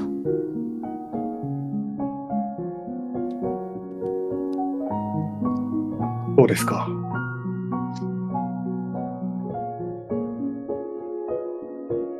立派な王がいて、国民の方々、さぞかし安心でしょうね。そしてこんなに立派な後継者までいらっしゃる。いや、しかし、僕は、ああ、すまない。ああ、失礼。父君の先代国王、父君の兄上とは面識はございますか？いや、国王の兄、プラチナ様、プラチナ様のことは父上から名前を伺ったことはあるが、僕もあまりよくは知らない。僕が生まれた頃にちょうどお亡くなりになったそうだ。一度お話ししてみたかったな。そうですか。ああ、失礼しました。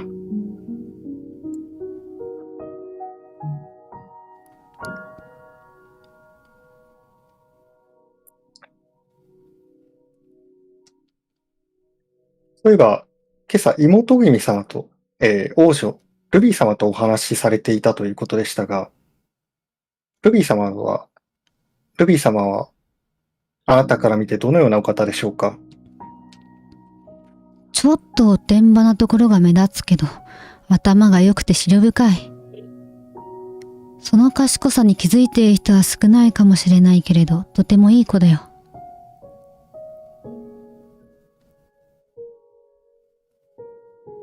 そうですか。ああ。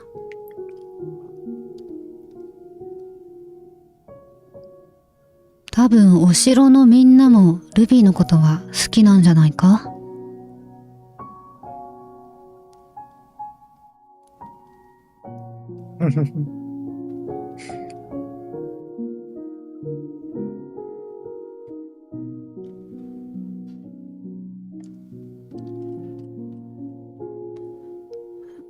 どうされました？そこにいる方、これでお話は終わりだろうか？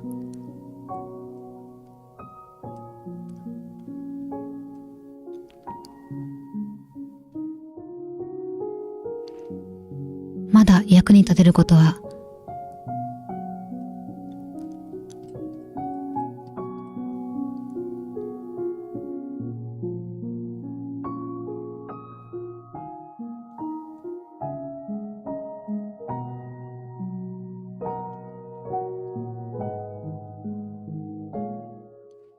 ああ、姿が見えないのはやはり不安だな。よければ声を聞かせてほしい。王子王子あああ、失礼。どうやら夢の中だと、なかなか声が届かないもののようですね。あ、ああ、失礼。そうだな。不思議なことに、姿もよくわからない不思議な世界だ。不思議なことです。私からは王子の姿はよく見えるのですが、ああ、失礼。話の腰を折ってしまいました。まだ王子のお話を少しお伺いしたいと思っております。ああ、そうですね。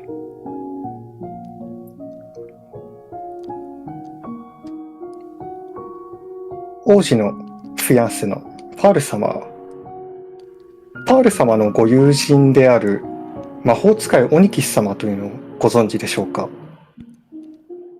魔法使いオニキス。知らない名前だな。そうですか。ああ、少なくとも魔法使いとしても有名な方ではないんじゃないか。まあ、王家に力を売り込もうとする人間もいれば、力があるゆえに隠れ住んでいる魔法使いもいるだろうから。すべての魔法使いがわかるというわけではないな。うん、なるほど。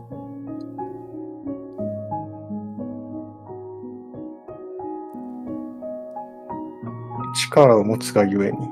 そうですか。王子、魔法使いというのは、皆が皆魔法が使えるものではないですね。魔法使いと呼ばれる方のみが魔法を使えるのでしょうか？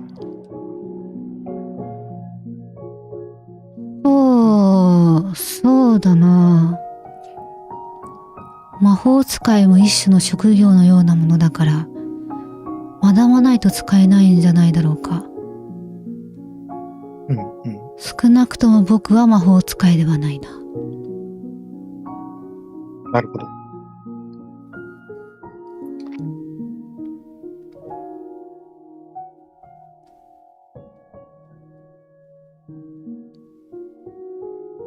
王子は夢の案内人という人物のことを聞き読んだことはございますか？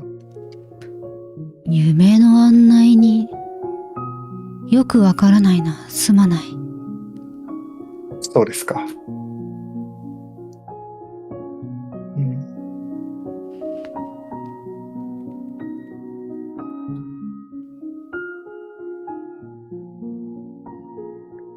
うん。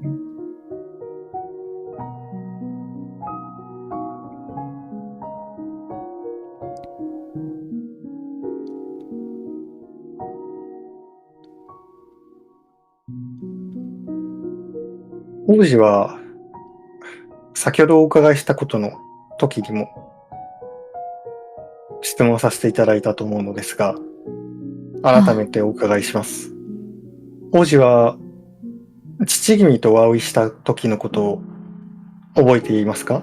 本日、いえ、先日でしょうか。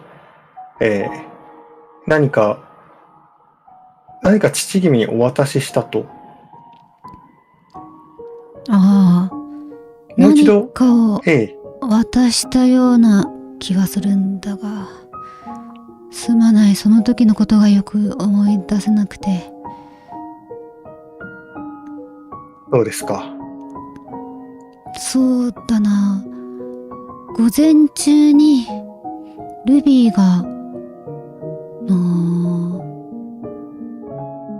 普段はあまり通らないはずの廊下にいたから、なぜこんなところにいるんだろうと疑問に思ったのは覚えている。しかしその後のことはそうだな。よく覚えていない。すまない。うん。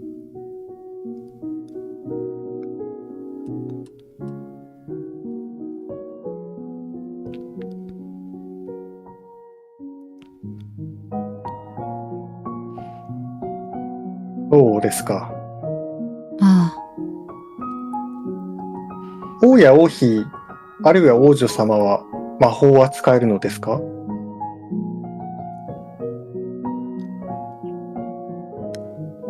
いや、魔法についてもよくわからないな。そうですか。少なくともそうだな。すまない。答えられなくて。うんうん。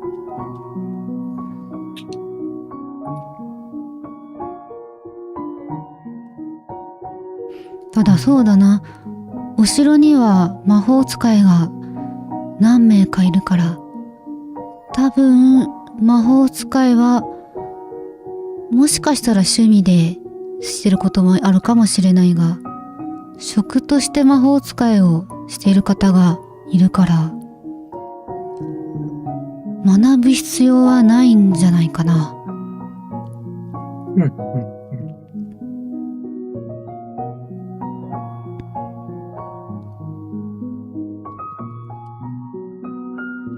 うん。なるほど。ああ、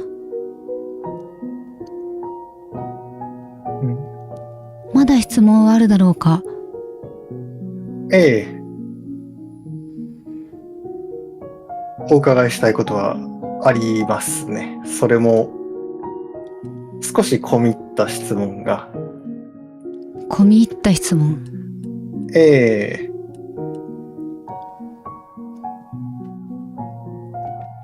ここは夢の中ですから、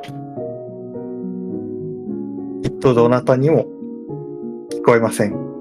ですから、私に、王子サファイア、あなたの秘密を教えていただきたいのです。誰にも話したことがない。そんな秘密を。秘密か。そうだな。それは、ずっと自分が早く死んでしまえばいいと思ってることかな。父上のような理想の王になるために、理想の王子であろうとし続けてきたけれど、もう疲れ果てたよ。私は、ただ演じるのがうまいだけなんだ。よくできた仮面が壊れる前に死んでしまった方がいい。その方が国のためにもみんなのためにもいいってね。王位を継ぐ人間なら妹がいる。明るく賢い彼女なら、この国にふさわしい輝くような女王になるだろう。そうだろう。なぜ私が王になる必要がある。ただ、父上と母上の最初の子供として生まれてきただけだ。みんな大切にしているのは私の外側の条件だけ。そもそも王になることに何の価値がある。悪を煮詰めたような陰謀、誇りだらけの伝統、すぐに腐敗する金庫。そんな汚いものの管理に追われる日々だ。見かけだけきらびやかな世界で最も高貴な奴隷じゃないか。生き続けることしかできないのなら、いっそ魔物に魂を乗っ取られてもいい。だって、誰も私に死ぬことは許してくれないんだから。僕は何を口走ったんだ。一体僕は、どうして。頭が。き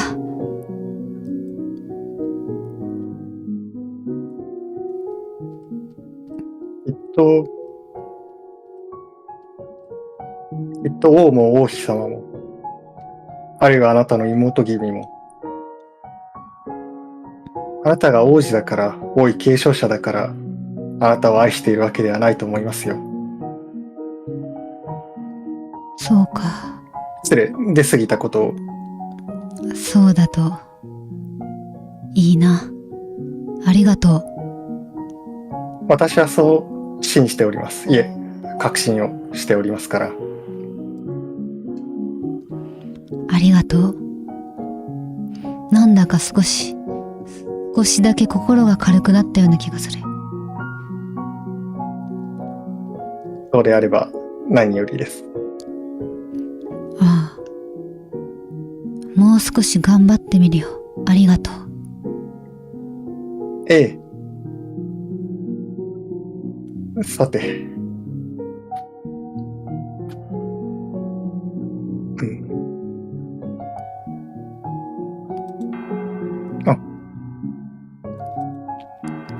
さあ、これにて、この夢の語り手ともお別れでございます。まだ、お伝えしたいことはございます。お伝えしたいお言葉はございますか？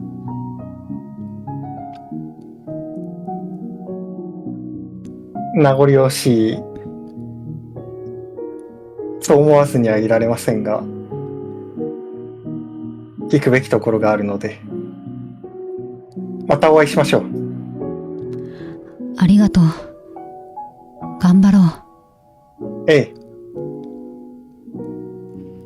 さあ、では次の夢へと参りましょう。次はどなたの夢に行きましょ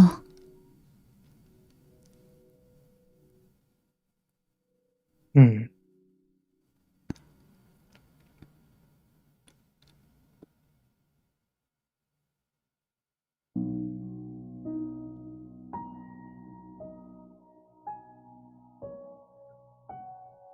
うん。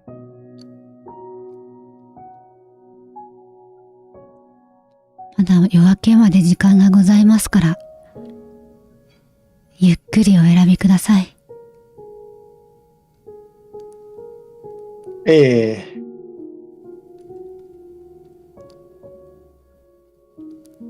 終わりましたね。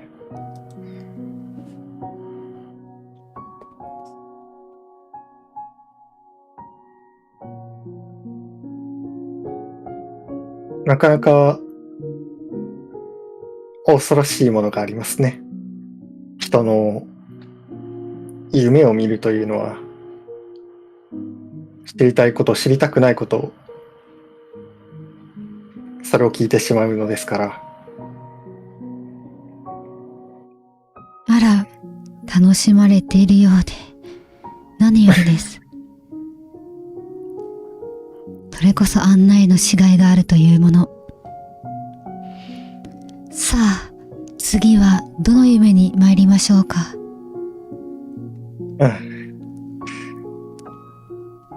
困りましたね。勇気が、もう少し私は勇気を持って進まなければならない。そうですね。では、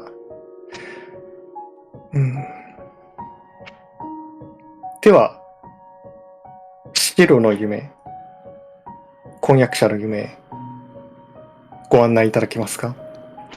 承知いたしました。では、参りましょう。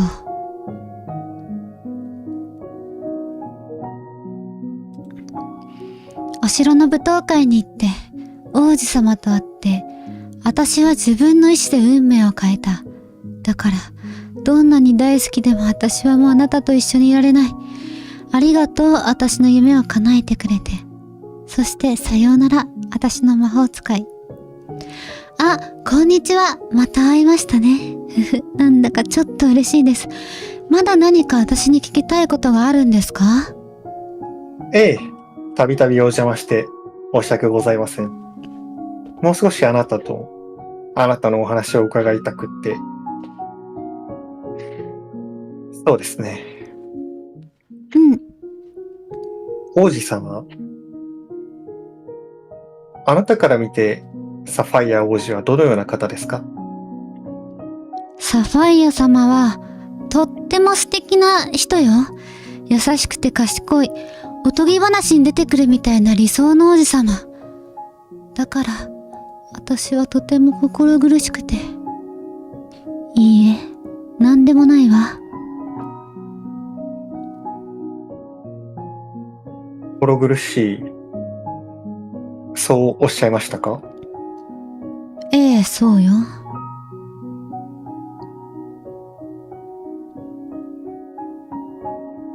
しかし、ご結婚は、王子様とのご結婚は、王子様の方からあなたに、パール様にお声掛けしたと、そう伺いましたが。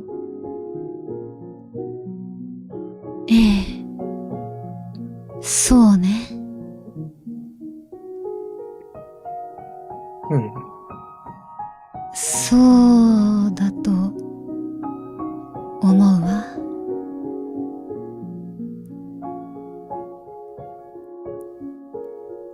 うん。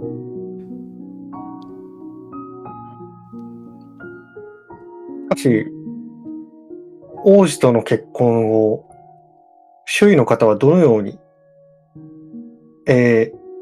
はっきり申し上げますと、王子のご家族は反対されなかったのでしょうか？いかにパール様といえど、王子となると身分が要求されるものではないでしょうか？そうね。多分、エメラルド様は反対したと思うわ。でも、王妃様ですね。そうよ。でも、とっても厳しいんだけど、筋は通った方だと思う。本当に厳しいけど。厳しいのは、私を未来の王妃として鍛えるためだと思ってる。ちょっと自信ないけど。うん。国王様については、どうして私なんかを王子様の婚約者に認めてくださったのか、今でもわからないわ。うん。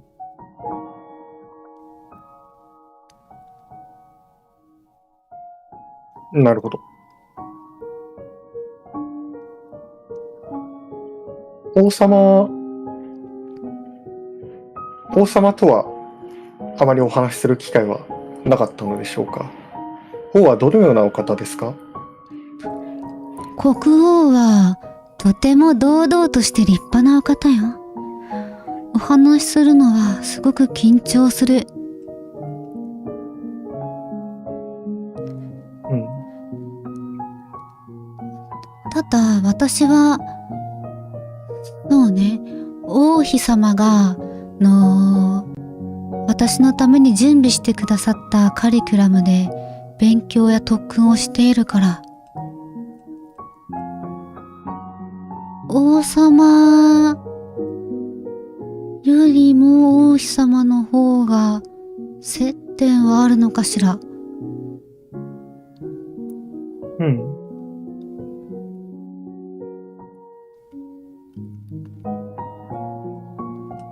そうですか。ええ。そういえば、王子には妹君がいらっしゃいましたね。ルビー王女様。ああ、ルビー様。ええ。ルビー様とはお話しされましたか？そうね。私は、そうね。普段は、基礎教養の猛勉強や猛特訓をしているから、正直あまり自由な時間がないのよね。うん。ただ、ルビー様はとっても明るい可愛らしいお方。ご家族だけじゃなく、お城のみんなを好きなのよね。でも、時々ため息ついているのはちょっと心配かな。ため息？うん。うん。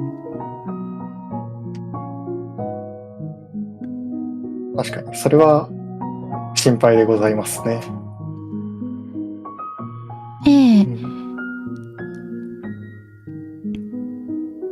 なかなかお話できなくて理由まではわかんないんだけどね。うんうんうん。そうですか。ハール様は聖女と呼ばれているとお伺いしましたが、聖女とは一体何でしょうか？そうね。聖女というのは、黒い鏡を浄化する定めを持っている。そうね。定め。ええ。なるほど。黒い鏡が与える悪影響を抑えるために祈りを捧げている。それが聖女たちよ。うん。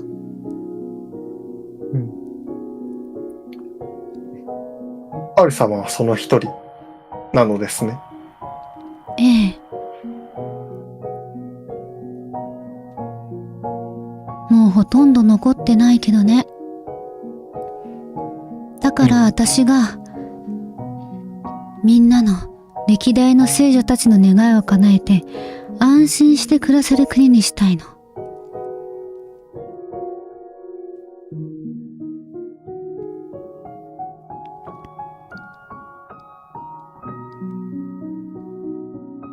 うーん。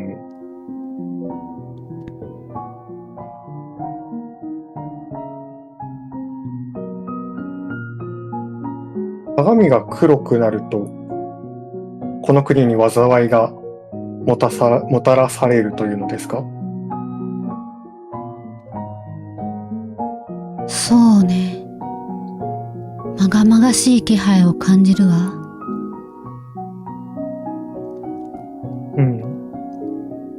だからそろそろこの国もきっと限界ね。だから手遅れになる前に浄化しないと。浄化？そうよ。浄化をすれば、この国への悪影響がなくなるということなんでしょうか？ええ、そうよ。そうすれば世界は平和になると思うわ。ええ。ああ、失礼。いや、こちらこそごめんなさい。23年前に、23年前にも鏡が黒くなって災いがもたらされた、そういうことなのでしょうか。ごめんなさい。私は、お城に来たのは数ヶ月前だから、それより前のことはわからないわ。そうでしたね。そう、それに23年前だとまだ、私は生まれてないんじゃないかしら。ええ、失礼。そうでしたね。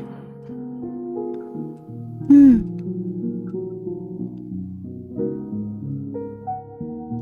ただそうね。国王のお兄様が、確か、プラチナ様が23年前にお亡くなりになったのは聞いたことがあるわ。もしかして黒い鏡の影響なのかな。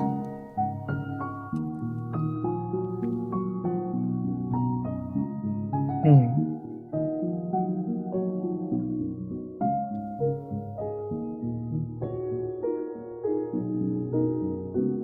黒い鏡というのがどういったものなのか、ご存知の範囲でお教えいただけませんか？そうね。一回も見たことがないからわからないんだけど、このお城にあることは確実なの。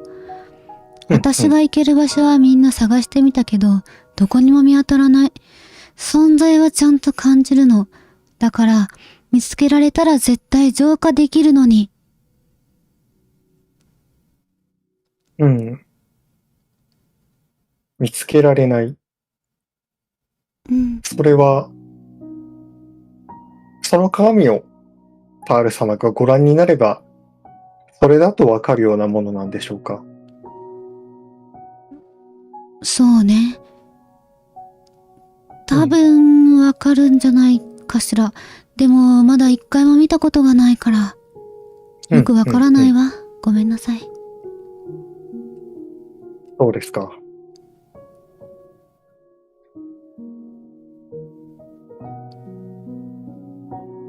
うん。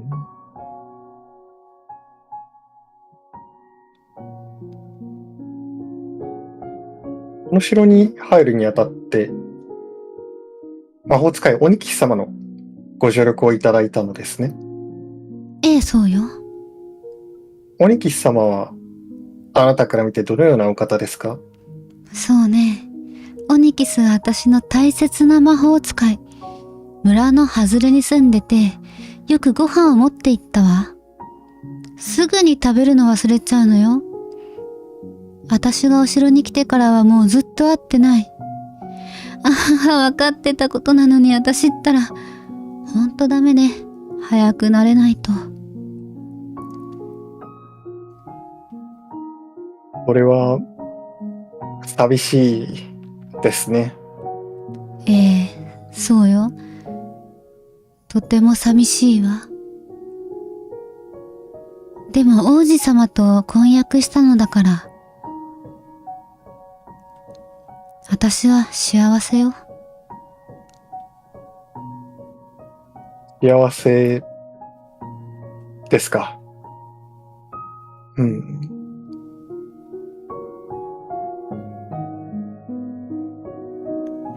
うん。うん。もう少し、やはりあなたのことを知る必要がありますね。不好きな質問になりますが、パール様、あなたのどなたにも話したことのない、あなたの秘密を私にこっそり教えていただけませんか？まあ、そうね。私は、本当は、村に帰りたい。本当は、王子様と結婚なんかしたくない。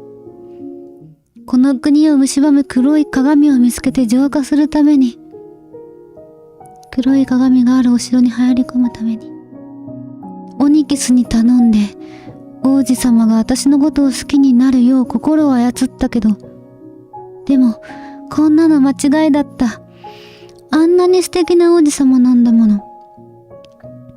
最初は嘘かもしれなくて、偽物だったとしても、真心があればきっと本物の愛にできるって思ってた。そのうち王子様はだんだん好きになるって思ってた。でもそんなことは起こらないの。どんどんオニキスが恋しくなるの。黒い鏡を見つけたい。この国を、あの村を。オニキスを救いたいって気持ちは本当よ。でも、だけど、私の秘密の気持ちを言っていいのなら、今すぐ全部投げ捨てて村に帰りたい。オニキスが私を好きにならなくてもいい。ただ離れたくなんてないの。どんなに呆れられても私ずっとオニキスのそばにいたい。あ、やだ、私なんでこんなこと言っちゃったの？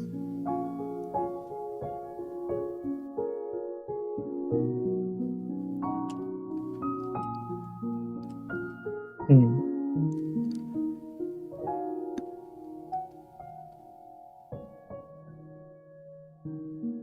ままならないものですね。そうね。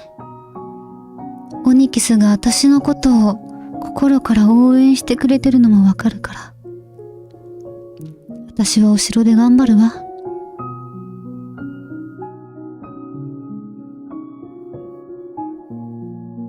そうですか。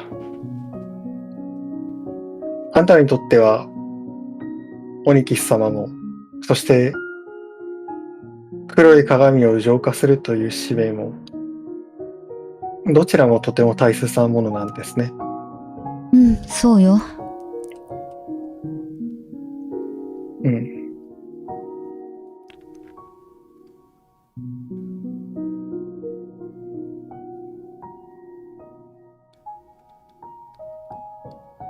ああ、そうだ。パール様、あなたは夢の案内人という人物に心当たりはありますか？夢の案内人？ごめんなさい。私にはよくわからないわ。うん。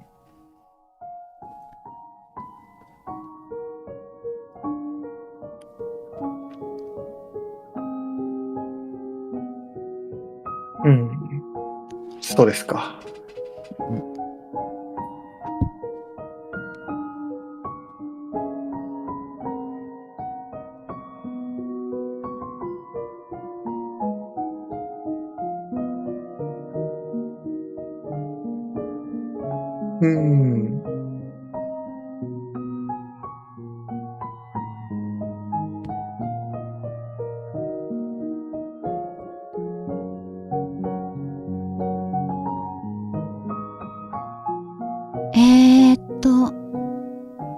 まだ私何かお役に立てるかな？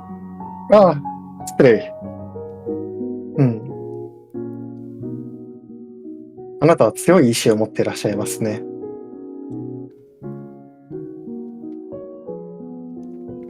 運命を自分の手で掴もうとするほどに。ええ。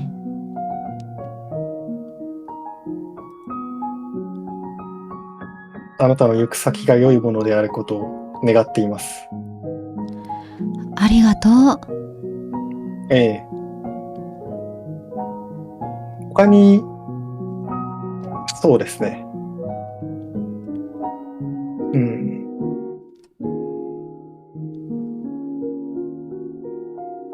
王が倒れた日のことをお伺いしたいのですが、そうね。王子や王女の様子が少し変だったとお伺いしたのですが、お二人にはお会いになりましたか？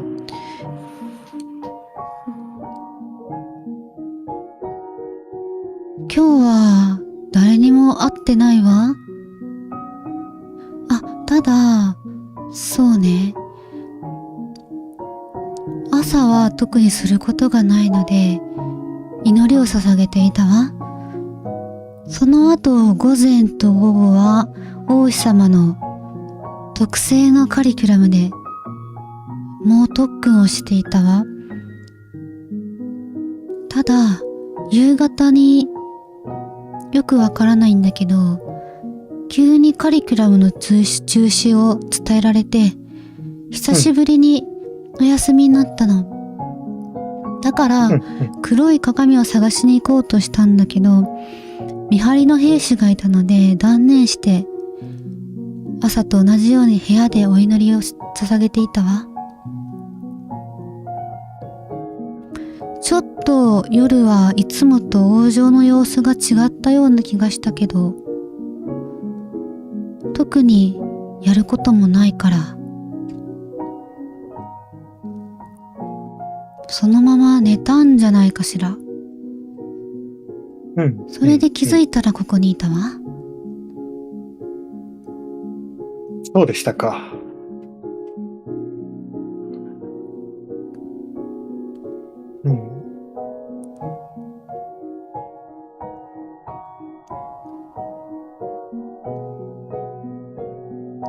他に何か私がお話しできることはあるかな。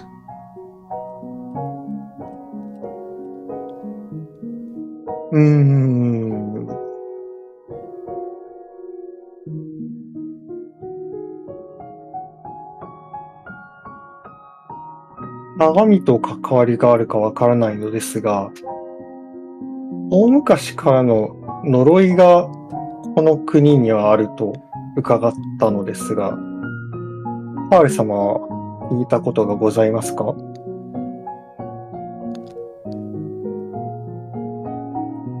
そうね、呪いについては。あれ？おかしいわ。なんだかぼーっとして、記憶が曖昧みたい。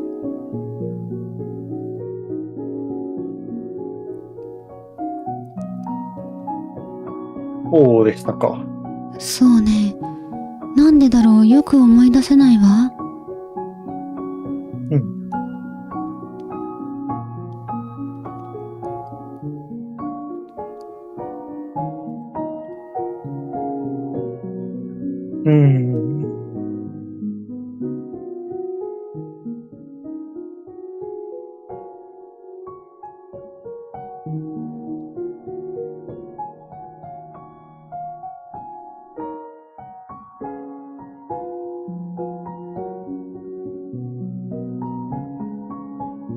わかりました。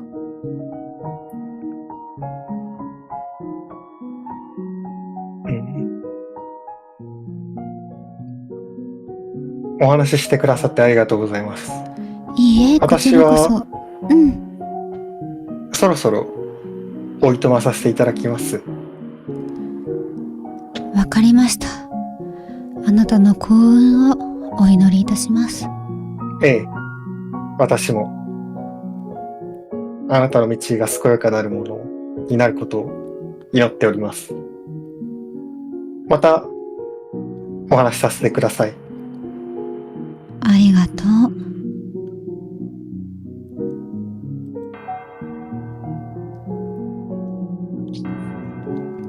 さあ、これにてこの夢の形ともお別れでございます。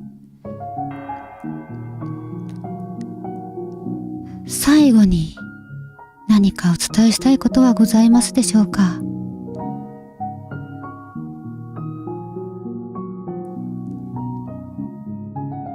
それとももうお別れのお言葉はお済みですか？そうですね。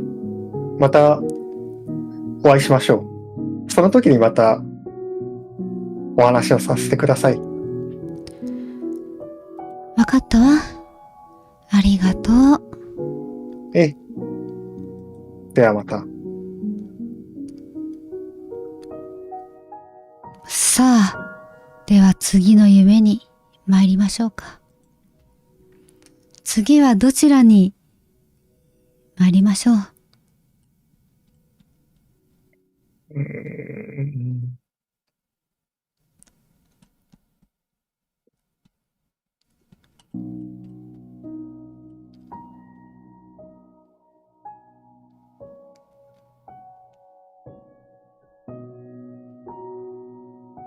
うーん。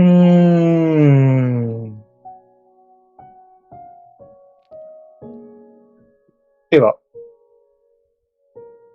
黒の夢、魔法使いオニキス様にお話を伺いましょう。魔法使いの夢ですね。ではご案内いたします。笑顔が見たいから綺麗なドレスを着せてあげたかった。好きだからお城に行く夢を叶えてあげたかった。王子と恋に落ちたなら幸せになってほしかった。魔法の杖を投げ捨てる。彼女が俺の思いに一生気づきませんように。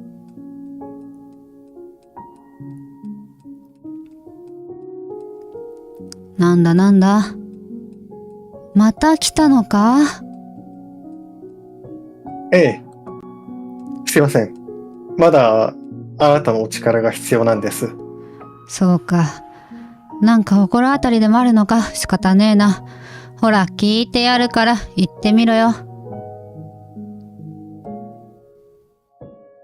さて、とは言ったものの、どこから始めるべきか。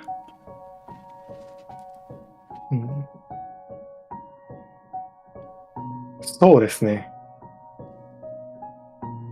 あなたはお城に行かれたことはありますか？お城か。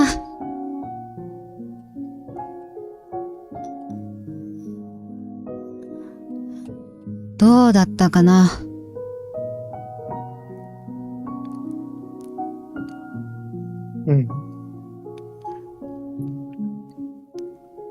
まあ下見に行ったことはあるかな。ああ。悪いが丁寧に説明する気はないぜ。あんたには到底理解できないだろうからな。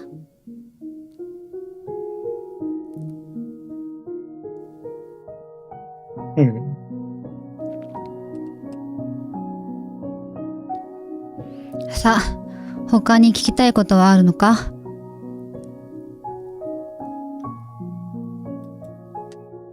そうですね。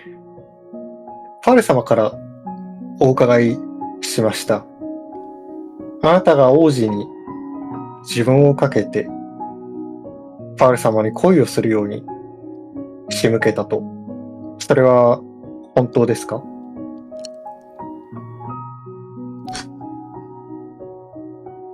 そうだな。パールに頼まれて王子夫妻の舞踏会で魔法をかけたな。なるほど。まああいつの頼みだからな。胸くそ悪い魔法だったし。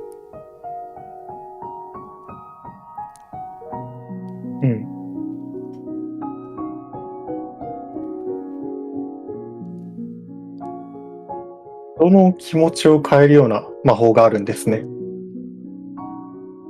そうだな。まあ大体何でもできると思えばいいさ。くそ、面倒ごとがないよ。隠れ住んできたってのに王族に知られるとかとんだ役びだぜ。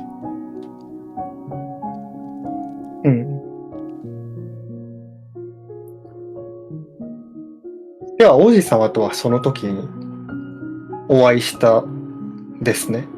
いや、王子とは会ってねえよ。あくまで魔法をかけたのみだ。なるほど。では王子のことは詳しく存じない。そうだな。まあ俺に聞いても仕方ないんじゃないか。それもそうですね。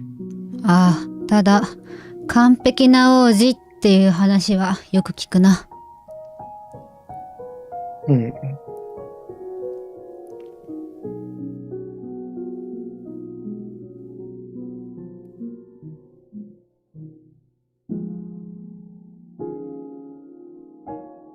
他の、城の他の方にお会いしたことは、王女、あるいは王妃や王とは、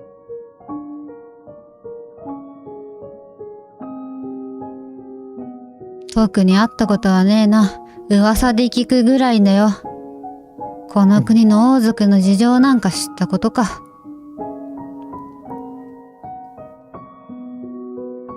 うん。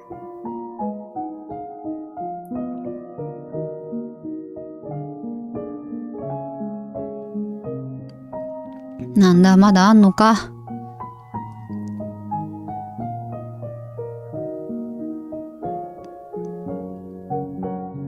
いえ、パール様は随分悩まれていたようです。そうか。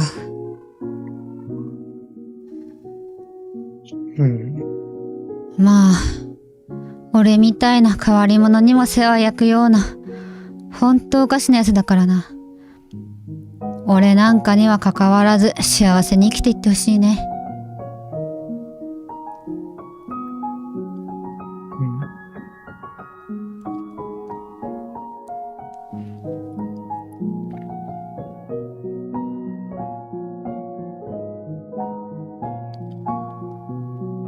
なんだ、うん。早くしろ。聞きたいことがあるなら。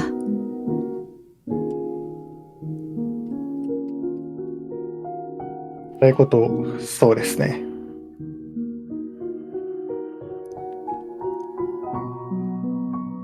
うん。聞きたいことは、そうですね。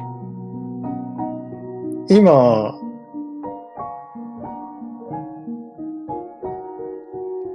城で大事が起きているそうなのです。大事というのは、この国の国王が、理由はわかりませんが、倒れていると。ああ、そうみたいだな。あれだ。あんた、自分が死んでいってるのが、わかんないんだからな。うん。ま、呪いの強制力があるといえ、どうして俺が初対面のやつにベラベラ正直に喋ってると思っている。あんたがもうすぐ死んじまうから、消えていく穴に向かって話しているようなもんなんだ。ま、死んでいく者への憐れみと言い換えてもいいがな。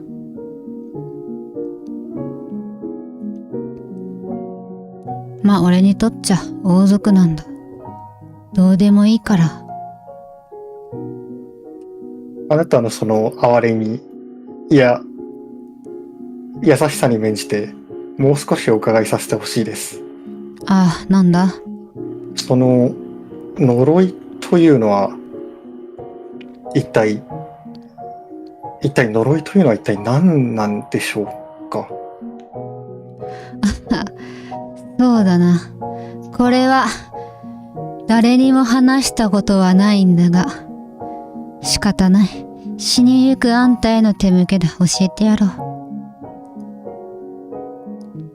黒い鏡の呪いとは、23年ごとに王族の中で殺しが起きるってもんだ。理由なんぞ関係ない。ただひたすら王座を血で飾るための殺人だ。もしかしたらあんたにも身に覚えがあるかもな。建国の時、あんたら王族は鏡に呪われたんだ。呪われてしかるべき罪を犯してな。どれだけ高潔に生きようが関係ない。あんたら王族こそが黒い鏡よりもずっと黒い存在なんだろう。まあ、せいぜい呪われた残り少ない命を有効に使うがいいさ。俺はお前たちを殺さない。なぜなら、23年ごとに勝手に王族同士で殺し合ってくれるんだからな。これが古の魔法使いの知識を持つ俺の秘密さ。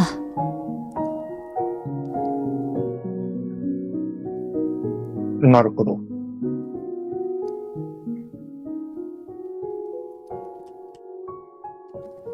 だから、23年前にも、今の王の兄、プラチナ様が亡くなられたということですね。プラチナ？ああ、そんな奴もいたかもしれないな。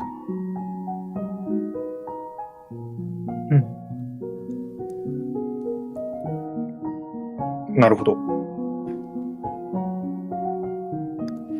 まだ聞きたいことはあるのか？その呪いの詳細について、あなたの、そうですね、パール様はご存知なのでしょうか？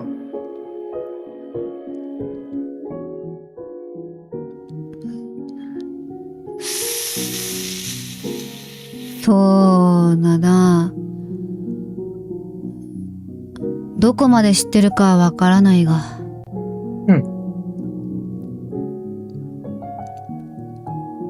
掟として口止めの魔法がかかってるんだ。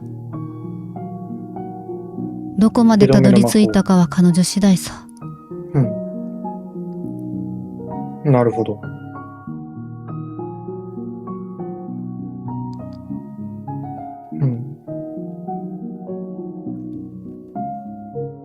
いずれにしても滅びた国の忘れられた掟を守るなんて今更って話だよな。さあ、他に聞きたいことはあるのか？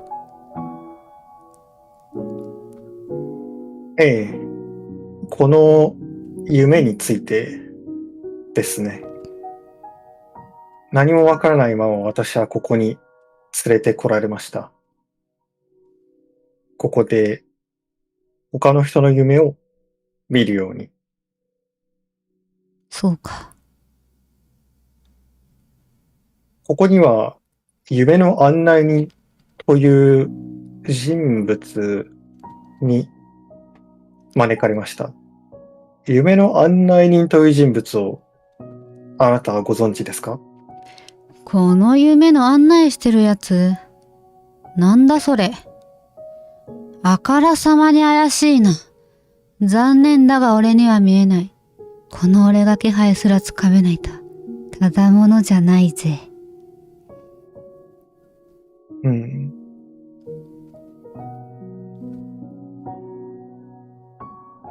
なるほど。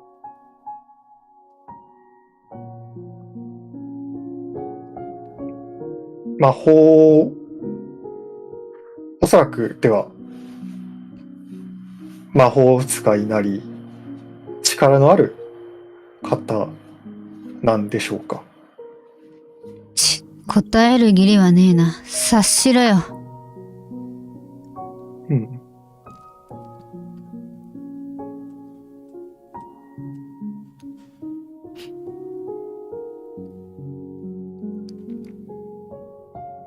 まだ聞きたいことはあるのか？質問されなくても話すよねとは思うなよ。聞きたいことは聞いてくれ。わかるな？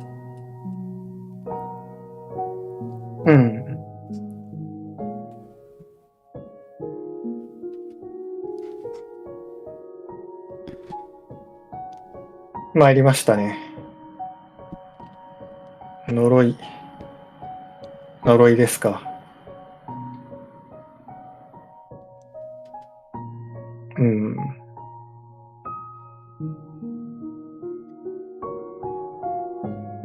王族同士が殺し合う。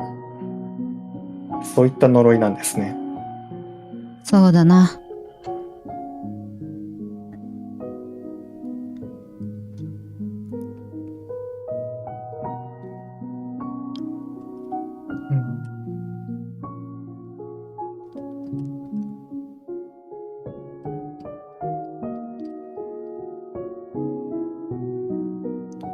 これで話は終わりか。せっかく付き合ってやってんだ。退屈させないでくれよ。ああ、失礼しました。うん。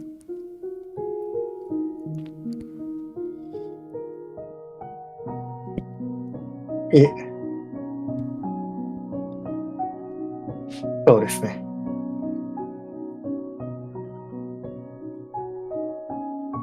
これ以上私が何か申し上げるのもおこがましい、そうも思います。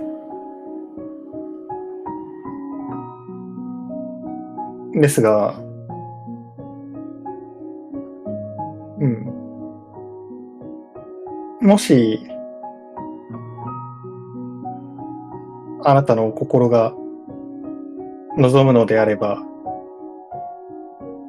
その時に私はいないかもしれませんが、お城で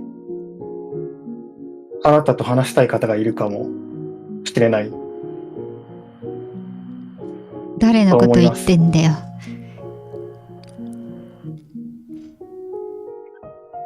無論、パール様のことでございます。ですが、パール様だけではないかもしれません。俺のことを気にかけてくれるような変わり者はパール以外いねえよ。ま、でも俺はあいつが幸せに暮らせるなら何でもいい。だからもう二度と会えない方がいいだろうさ。これ以上悪趣味な質問はしないでくれ。ま、それが王族の趣味だったら知らないがな。失礼。でも、そうですね。ひょっとしたら、我々は悪趣味なのかもしれません。あなたが彼女の幸せを望むのであれば、ぜひ一度でもいいので、顔を見せてあげると良いのじゃないでしょうか。城というのは全く異なる環境ですから、見知った方がいたら彼女も安心されると思いますよ。あいつは思ったより強えよ。そうですね。でも、それでも、長く時を過ごした人というのは安心できるものを、私はそう思っています。で、話が長くなってしまいました。そろそろ行かなくては。ああ、そうか。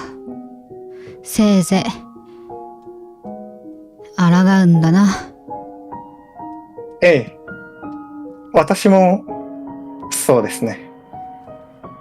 叶えばあなたともう少し夢でなく、いえ、失礼。私は参ります。またどこかでお会いできれば。お前に会う用事なんかねえよ。私にはあるかもしれません。ほんと悪趣味なやつだ。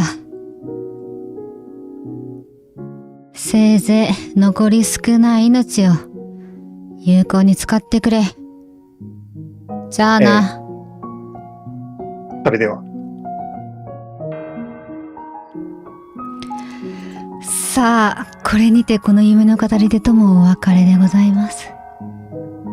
お別れのお言葉はお済みでしょうか。ええ。またどこかでお会いいたしましょう。城でお待ちしております。だから城に行くよなんてねえよ、しつこいな。あばよ。さようなら。さあ、次の夢へと参りましょうか。次はどの夢になさいますか？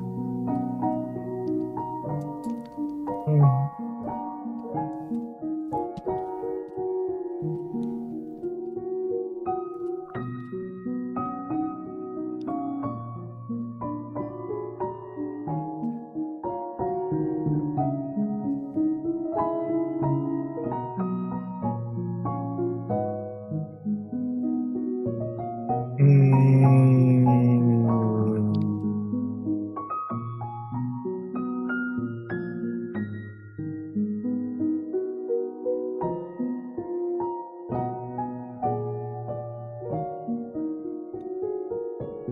悩まれているようですね。ねえ。どうやら性分のようですね。ええ、まだ夜明けまで時間はございますゆえ、後悔のないようにお選びください。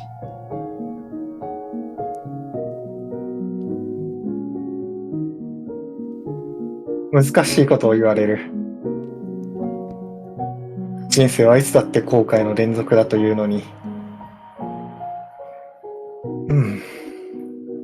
きっと、どちらを選んでも後悔をしてしまうんでしょう。であれば、案内人さん、あなたと少しお話をさせていただいても？かしこまりました。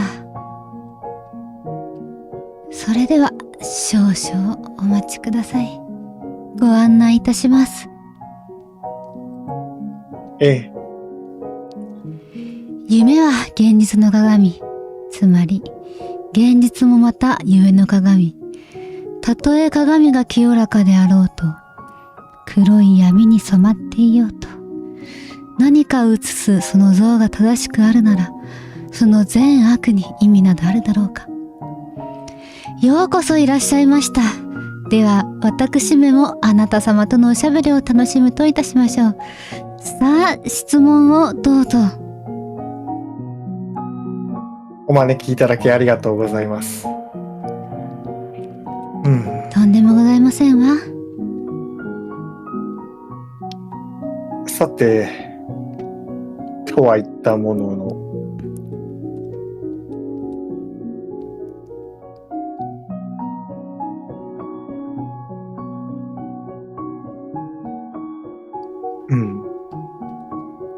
まだ記憶ははっきりとはわかりませんが、きっと私は夢だとか魔法だとか、そういったものに詳しい人物ではなかったのでしょう。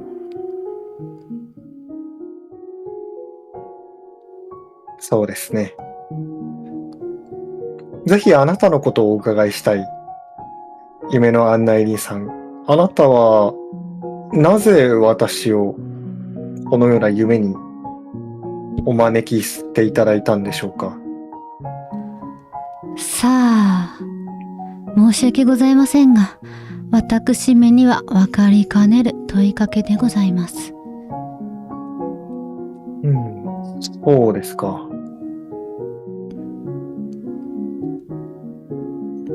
ええ。まあ、謎解きはいつも楽しいもの。そうではございませんか？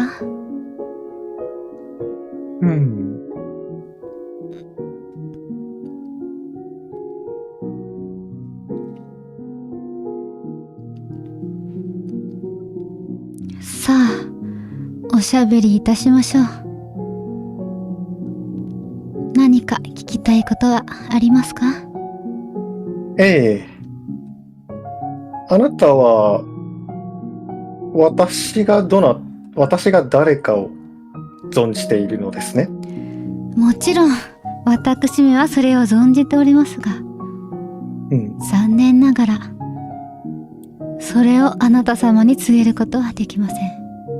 どうぞお許しくださいませ。そうですか。ええ。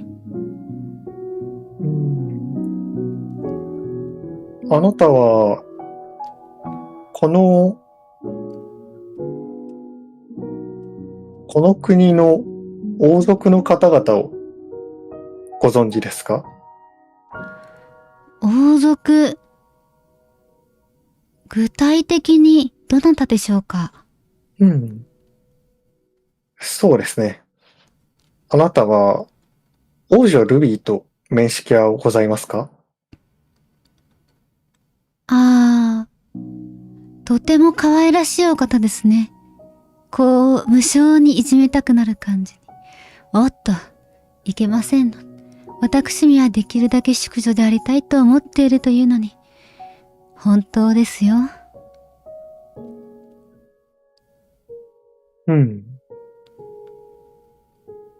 そう信じたいものです。はて、王女ルビーにあなたのような不思議なお知り合いがいたとは。では、王子、私めが知っているだけで、ルビー様が私のことを知っているかは、どうでしょうね。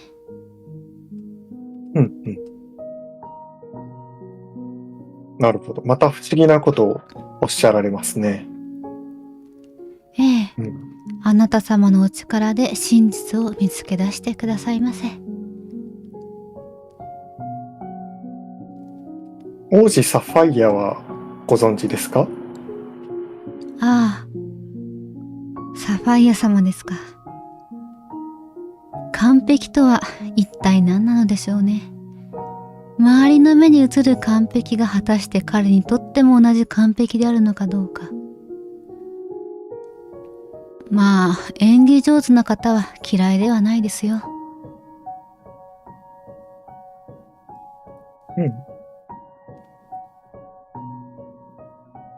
では、王妃のことはご存知ですか？王妃、エメラルド。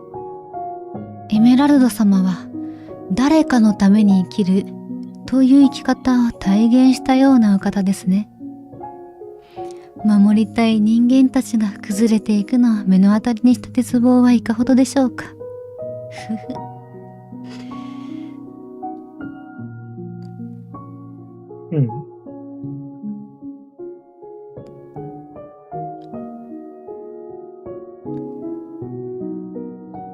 では、王子の婚約者、パール様。パール様とはご存知ですか？随分と高い望みを抱いた清らかな心の持ち主のようでございますね。とはいえ、その望みのために自分の心を裏切る愚かな選択をしたようにも思えます。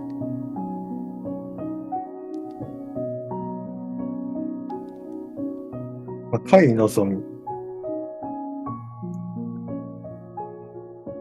彼女の望みが何かをあなたはご存知なのですね。ええ、夢の案内人ですから。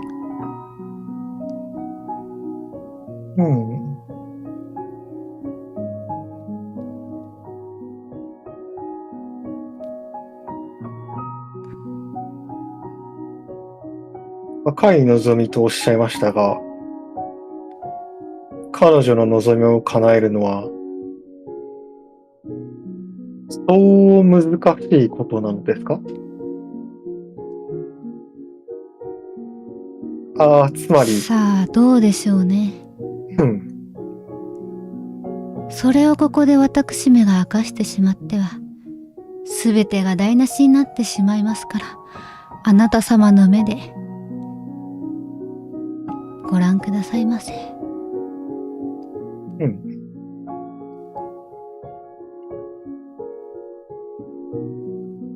そうですか。さて、案内人さんは全く変わった御人だ。想像するに私はあなたのような方とお話しするのはきっと初めてなのでしょうね。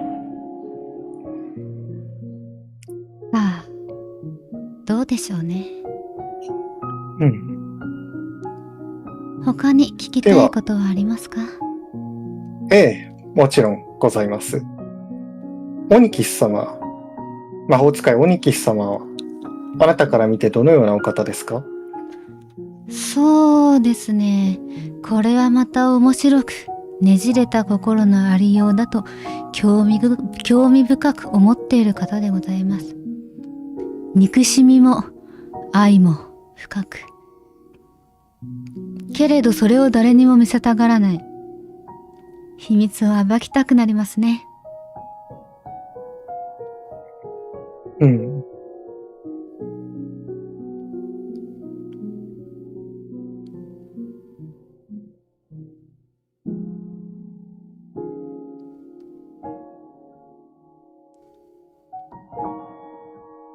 なるほど。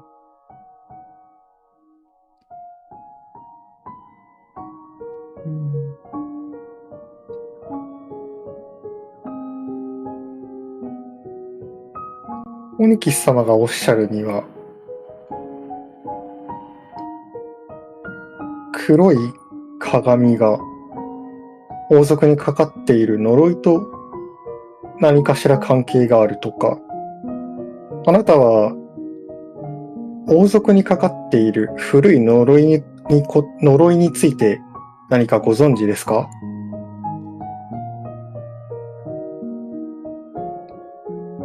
さあ、どうでしょうね。私がここで明かしてしまっては、すべて台無しになってしまいますから。あなた様のお力で真実を見つけ出してくださいませ。うん。謎解きはいつも楽しいもの。それが誰かの命がけならばなおさらに。そうではございませんか？命がけですか。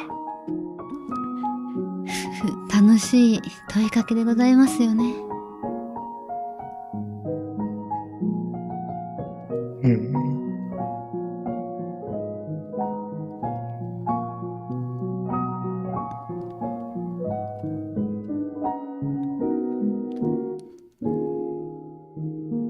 さあ、もう少々おしゃべりいたしましょう。ええ、ぜひ。何かまだお話しされたいことはございますか？そうですね。この国の国王について、あなたが存じ上げていることをお伝えいただけますか？国王様ですね。ご本人もご存じないかもしれませんが、実は長い付き合いになるお方でございます。そのようなお方を一言で語ることの難しさはお分かりいただけますね。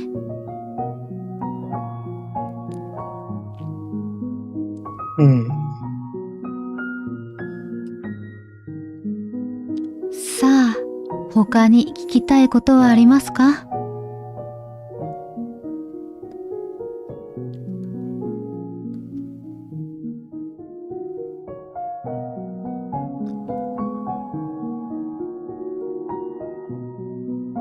うん。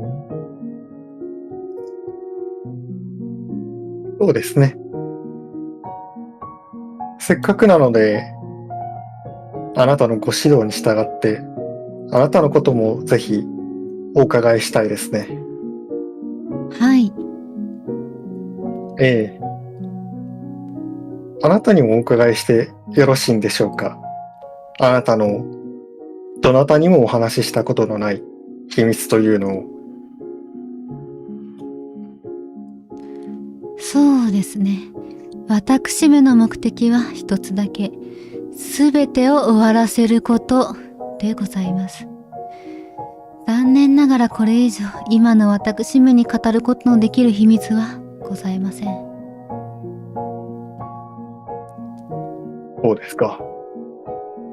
すべてを終わらせる。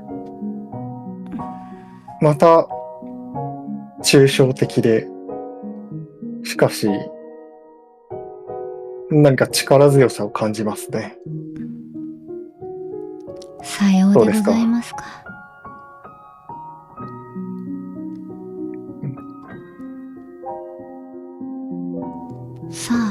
質問は他にございますか？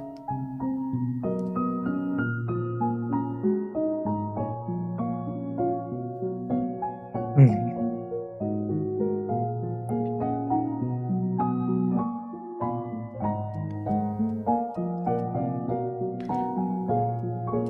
特になければ、私めから一つ質問させてくださいませ。ええ、もちろん、ありがとうございます。何なりと。ええ。これまで私めがご案内してきた、とっておきの夢たち、よろしければその感想をお聞かせいただけませんか？うん。感想ですか。ええ。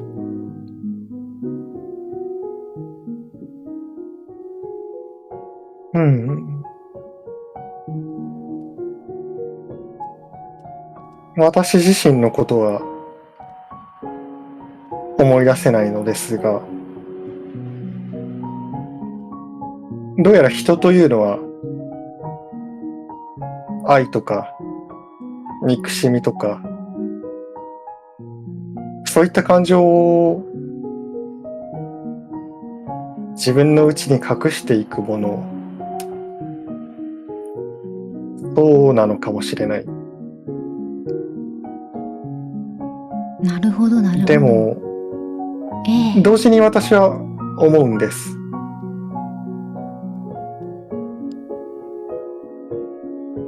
誰かに伝えて、自分の心を伝えるということがとても恐ろしい。きっとみんな、それは恐ろしいことなんだと、そう思ってるんですね。なるほど。私自身のことはわからないのですが、きっと私もそれを恐ろしく感じたことなのでしょう。なるほどなるほど。それは興味深い。ありがとうございました。では、最後の次の夢に参りましょうか。ええ、やはり恐ろしい。自分のことをさらけ出すのも、誰かを知るのも恐ろしいものだ。さようでございますか。心の準備ができましたら、お申し付けくださいませ。いえ、準備は、覚悟はできていますので、参りましょう。承知いたしました。では最後の王女の夢に参りましょう。ええ。お目覚めなさい、プリンセス。あなたの望みを叶えましょう。策略ならお任せを。さあ、黒いドレスに着替えましょう。黒い薬を手に取って。悲劇が起ころうと気にすることはありません。すべては古い呪いのせいですから。あら、あなた、戻ってきたのね。よかったわ、ちょっと寂しい。あ、いえ、なんでもないわ。どうしたの？ええ、失礼。少し、ああ、もう少しルビー様とお話がしたくて、またお伺いさせていただきました。あら、ありがとう。騒がしくさせてすいません。いいえ、少し気にしなくていいわ。であればよかった。先ほどお伺いした時はまだ少し、なんというのでしょう。ちょっと寝ぼけていて、あら、あまりお話できなかったような、そんな気がするので、そうだったのね。ええ、少し頭もはっきりしてきたかもしれない。そう思うので、よろしければまたおしゃべりしたいと、そう思って参りました。わかったわ。さあ、私に聞きたいことある？ええ、そうですね。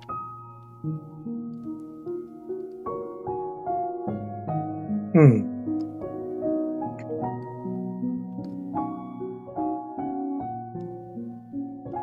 まあ、そうですね。ルビー様のご家族についてお伺いしたい、そう思います。うん。そうですね。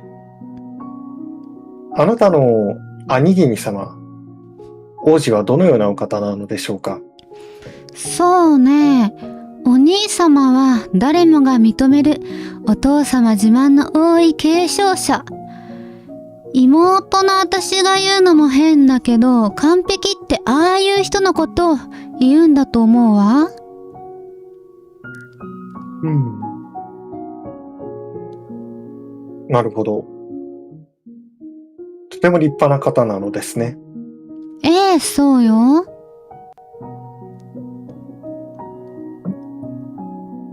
うん、うん、うん、うん。では、あなたの父君、国王はどのような方だったのでしょうか？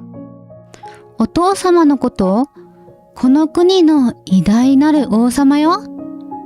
とっても立派な方なんだから。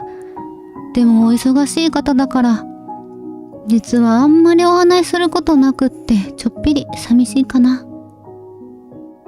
そうですか。それうん。は残念ですね。いや、でも、王様だから仕方ないわ。うん。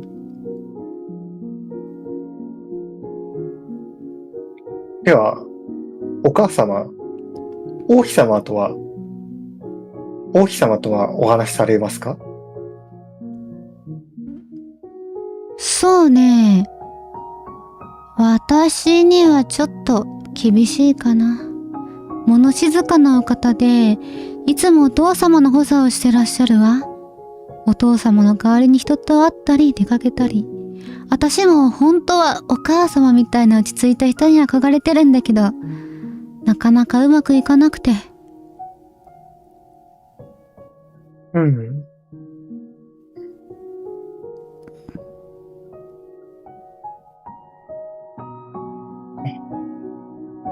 そういえば、ルビー様のご家族に新しく、姉君とお呼びすればよろしいのですかね。兄君、王子の婚約者が、できましたね。婚約者ああ、のパール様とはお話しされたことはありますか？どのような方なのでしょうか？うーん。少しお話ししたことは、あるわ。綺麗なお方だと思うけど。ずっと相手を決めなかったお兄様が、なぜあの方を婚約者に選んだのかよくわからないのよね。うん、うん、うん。なるほど。うん。まあ私は舞踏会には出席しなかったから、社交界デビュー前だからね。うん、うん、うん、うん。それについてはお兄様に聞くのがいいんじゃないかしら。なるほど。そうですか。うん。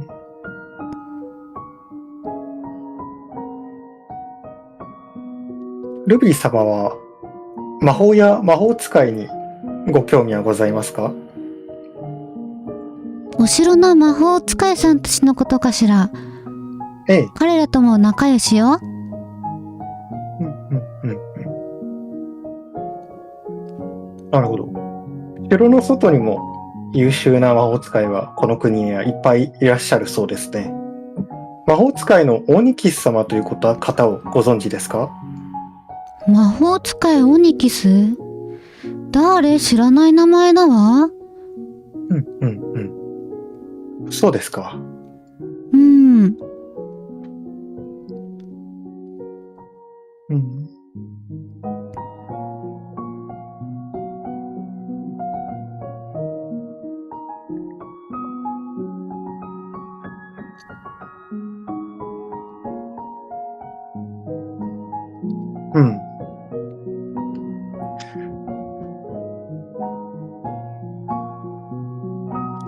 きたいことはある？まあ、失礼、そうですね。せっかくなので、ルビー様のことをもう少しお伺いしたいですね。よろしければ、私に、他の方に話したことのないルビー様の秘密を教えていただけませんか？私の秘密？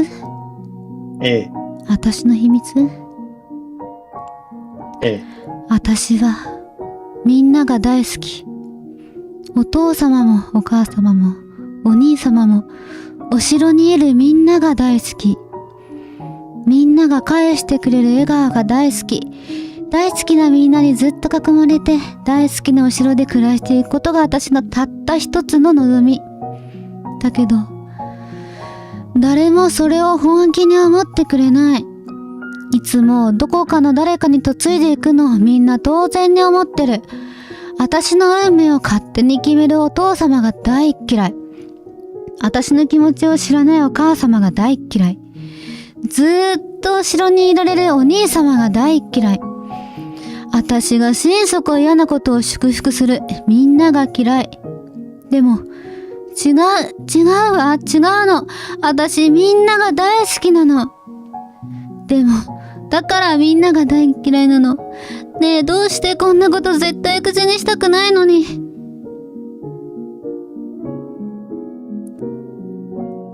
うん。変よね。変なんかじゃないですよ。その気持ちは、きっと、誰の中にもある。私はそう思います。誰かに分かってもらいたいなんて、きっと、みんな思っている。私はそう思います。ありがとう。あなたに言われるとよくわからないけれど心強いわ。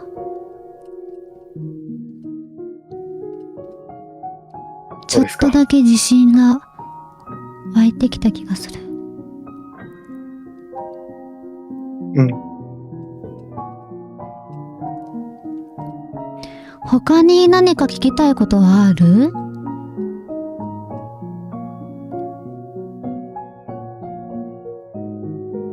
そうですね。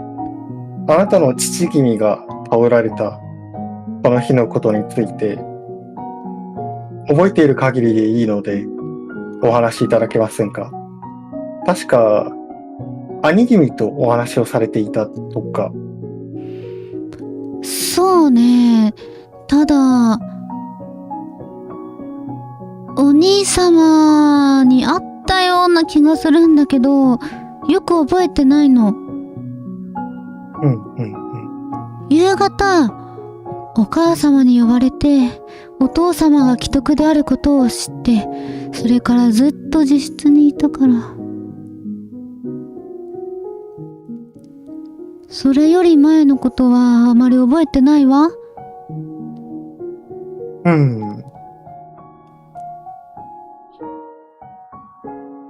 そちらのお召し物も気がついたらそれを着られていたのでしょうか？そうね。黒いドレスは喪服しか持ってないはずなのに、どうして着ていたのかしら。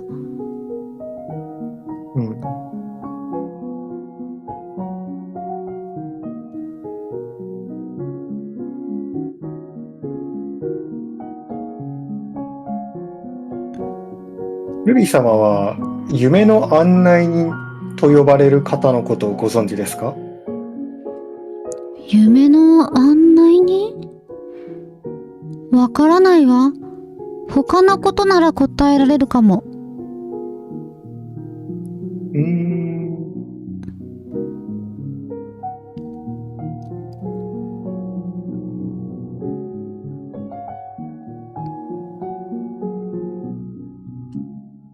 そういえば、どなたからか最近ルビー様がため息をついてらっしゃると、そう伺いました。何かあったのでしょうか？ため息をついてしまうような、そんな悩みが。そうね。さっきもお話ししたんだけど、ああ、ずーっとお城に行きたい。それが私の悩みね。うん。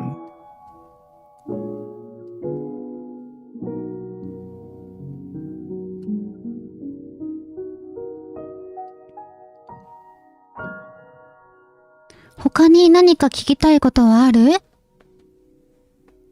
そうですね。うーん。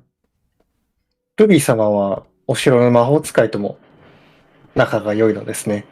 ええ、そうよ。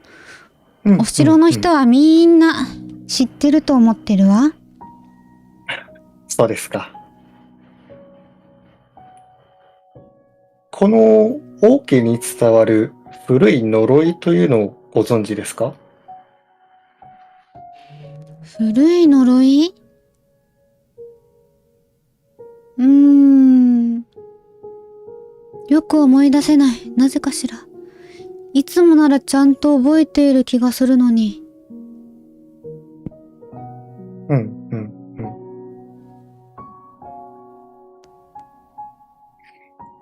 兄君から、王子から、王子はルビー様から何かを受け取ったというふうに伺いました。王子とお話ししたときに、ご自身が何を持っていたのか覚えていらっしゃいませんか？そうね。何か小さな薬みたいなものだったわ。うん、うん、うん。でも、鏡みたいに自分の顔が映ったなと思った途端、気が遠くなっちゃったのよね。うん、その時の記憶は曖昧だわ。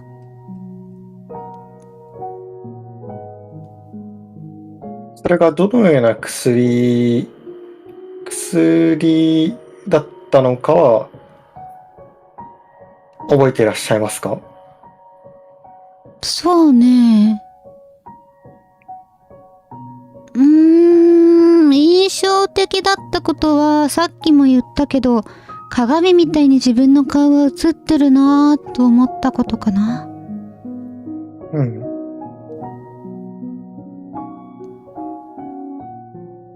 なるほど。うん。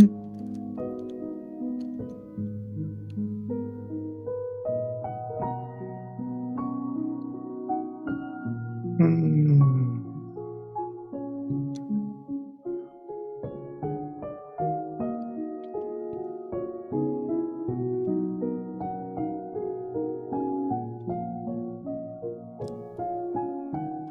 ねえ、もっと私に聞きたいことあるんじゃない？それとももうおしまい？い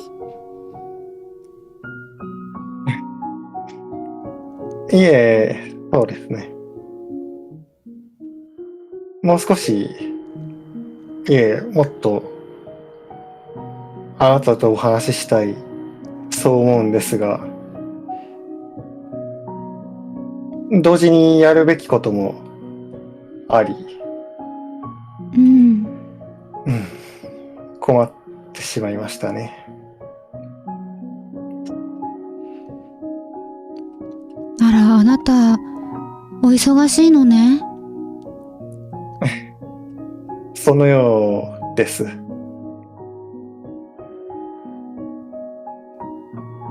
うん。じゃあ、そろそろ、行っちゃうの？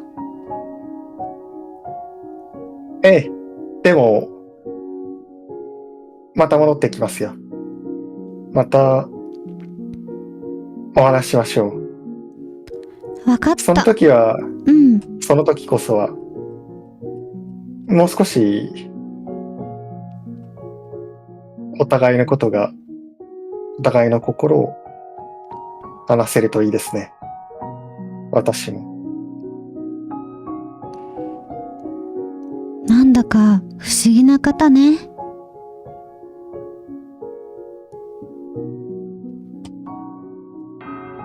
えそれでは、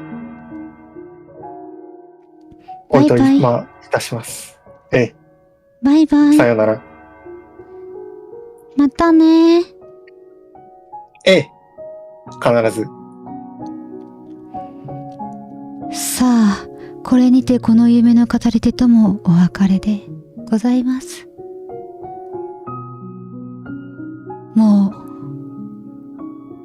う、大丈夫でしょうか。ええ、伝えるべきことは伝えたと思います。かしこまりました。それでは、これで全ての夢を巡りましたね。お疲れ様でございました。いえ、案内いただきありがとうございます。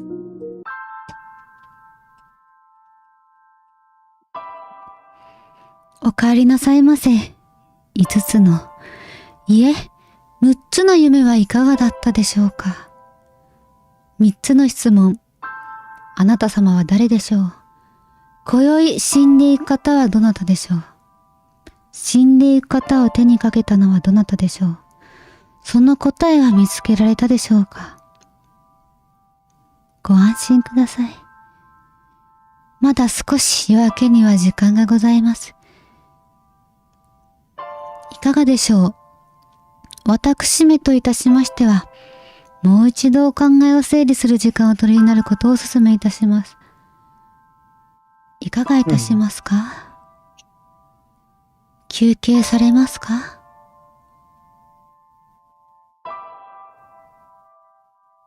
そうですね。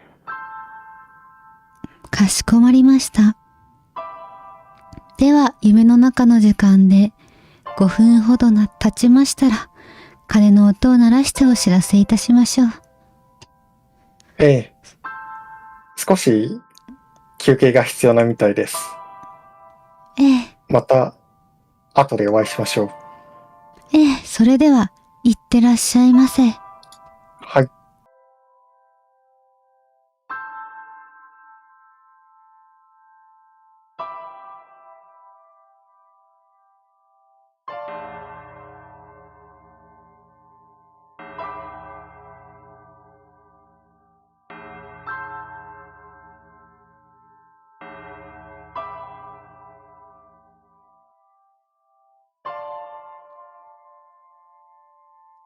お帰りなさいませ。今宵の夢はいかがだったでしょうか。時はちょうど5時の鐘が鳴ったばかり。間もなく夜明けでございます。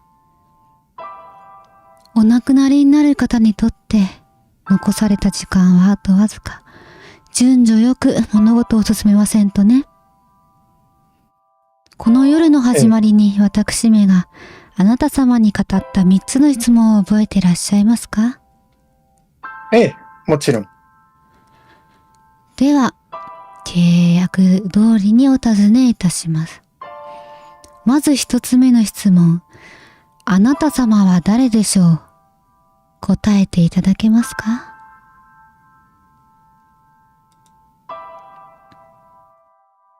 ええ。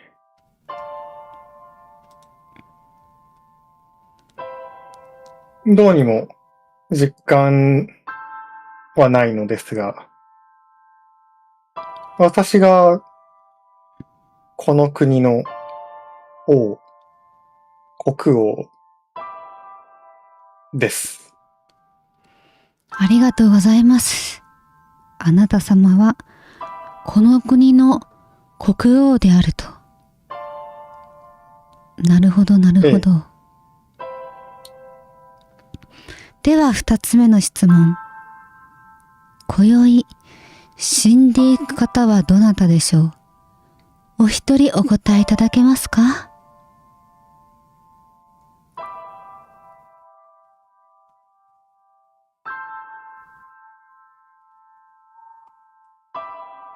今宵死ぬのはこの国の国王です。おう、今夜お亡くなりになるのはこの国の国王様であると。なるほど、なるほど。では最後の質問でございます。3つ目の質問は、死んでいく方を手にかけたのはどなたでしょう。さあ、あなた様のお答えと、よければお考えを聞かせてくださいませ。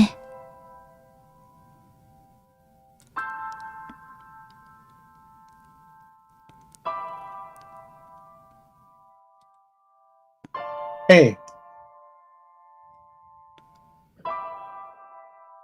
国王を手にかけたのは、国王自身です。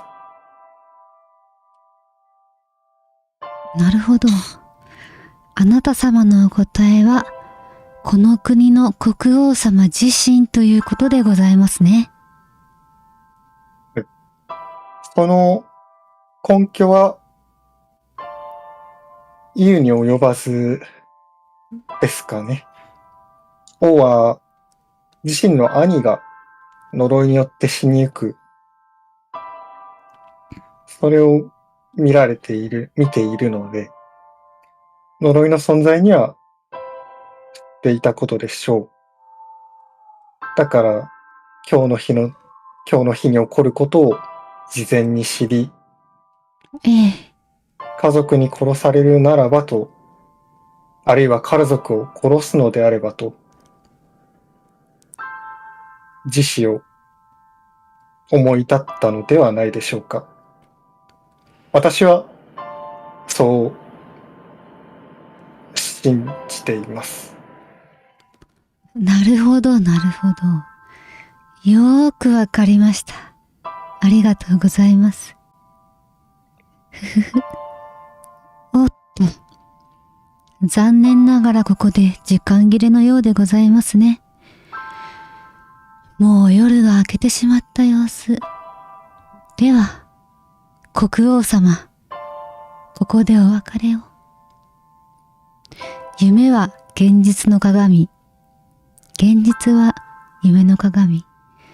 たとえ黒く染まっていようと、鏡は鏡とて機能するもの。では、今宵の夢は以上をもちまして閉幕となります。最後にあなた様の朝までご案内いたしましょう。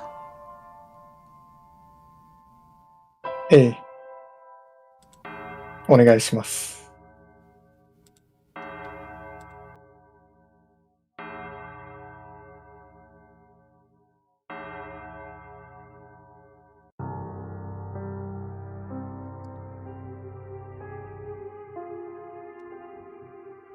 さあ、ではお渡しの PDF をご覧ください。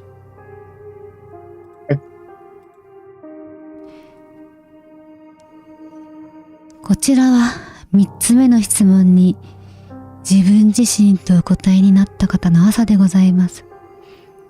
正しい場合はこのままお進みください。間違っている場合は夢の案内人にお申し出くださいませ。よろしいでしょうか。間違いありません。ありがとうございます。ではご案内いたします。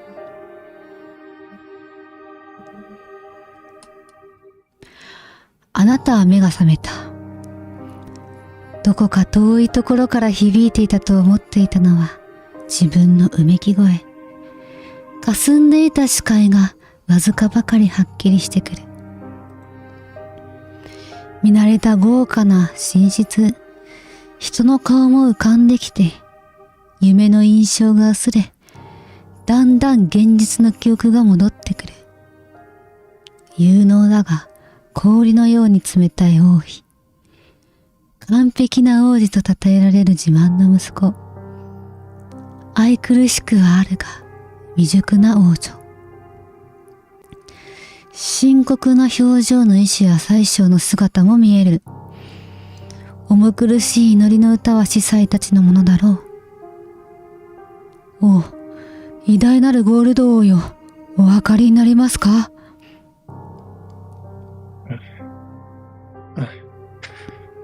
ああ、そうだ。我が名はゴールド。栄光あるこの王国を滑る者。ずっしりと我が身の人生の実感が戻ってくる。大将の声が鈍い痛みに染まった頭に響いてくる。我らの力及ばず、お死人は今死の間際にいらっしゃいます。おう、偉大なるゴールド王よ。おしんを死に追いやった者がお分かりになりますか？問いかけにあなたは無言を返した。おお、ゴールド王よ。人々の嘆きと答えを求める声が部屋に広がっていく。それを受けてあなたは重い口を開いた。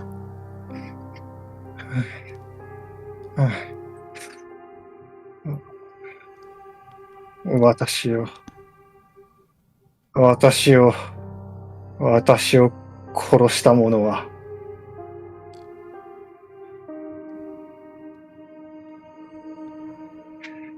私だ。私自身である。部屋が動揺で揺らいでいる。この中に、いや、この国に、私を殺した者はいない。皆、私が愛する者たちだ。誰も、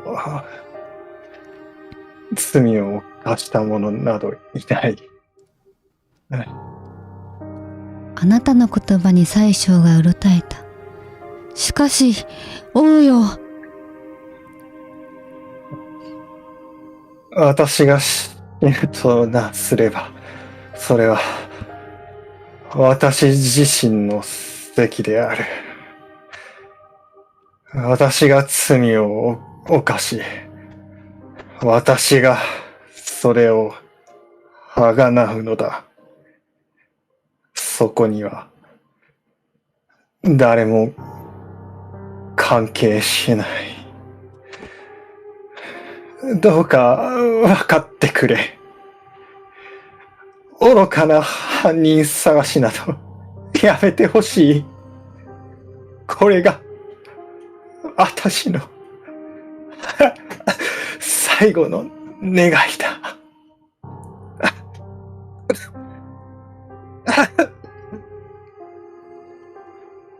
すべてを悟った宰相が黙り込み、ただ一言。お心のままに、と答えた。残された時間はあとわずか。それを分かっているあなたは、人生の最後を愛する人々のために使うと心に決めた。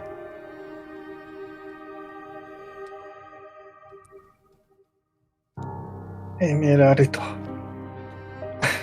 いや、リリーよ。そばに。ゴールド、いいえ、ゴールド様、私はここに。リリー。国同士の運命に、その人生を翻弄されながら、私を、そして、この国を支えることを選んでくれた。得難い人よ。私は、あなたに出会えたことを幸運に思う。あなたのために捧げてもよかったこの命だが、他ならぬあなたのおかげで、ここまで生きることができた。ありがとう。そして、すまない。きっと、これからはさらに苦労をかけてしまう。どうか不甲斐ない私を許してほしい。ああ、ゴールド様、優しいあなた、私こそあなた様に出会うことができて、どれだけ幸運だったことか。誰よりも気丈なエメラルドが泣いている。その涙をあなたはただ見つめることしかできなかった。あなたはすぐそばにいるルビーに目を移した。ルビー、愛する娘よ。お父様、いやよ、もうお別れなんてそんなの嘘でしょ？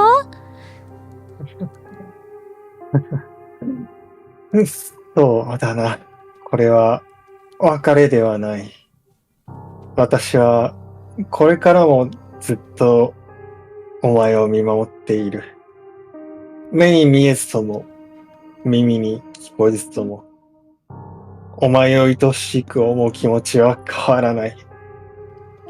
たとえそばにいて、抱きしめてやれずとも、今までと変わらぬ思いで、お前を大事に思っているよ。お父様。あなたは、愛しいルビーが、寝台にしがみつきながら泣き崩れたのが分かった。パール。いや、心清らかな聖女たちの代表よ。ここに。王子のおとなしい婚約者がおずおずと歩み出た。この国を救おうとしてくれたこと、心より感謝する。あなたの尊い志のために、犠牲にしたものを思い、本当なら私はここで、あなたを自由にするべきなのだろう。だが、あえて言わせてほしいのだ。これからも、どうか、王子のために力を尽くしてほしい。どんなに罵ってくれても構わない。私は、息子が愛おしいのだ。すまない。なんと愚かな親だと、私を責めてくれ。帰ってきたのは、予想もしないきっぱりとした声だった。お任せください、ゴールド王様。王子様の手を取り、このお城へ上がった時から私はそのつもりです。ゴールド王様が謝る必要など何もございません。サファイア様のため、この国のために、私は力を尽くします。ああ、そうか。私は言葉を間違えたようだ。気高く、心優しい聖女よ。ありがとう。あなたはパールの目が潤んでいることに気づき、胸が深く痛んだが、それを振り切って王子を呼んだ。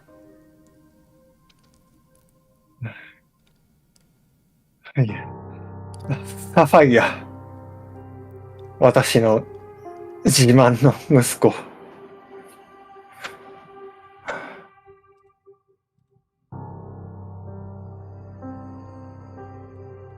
我が王妃は呪われている。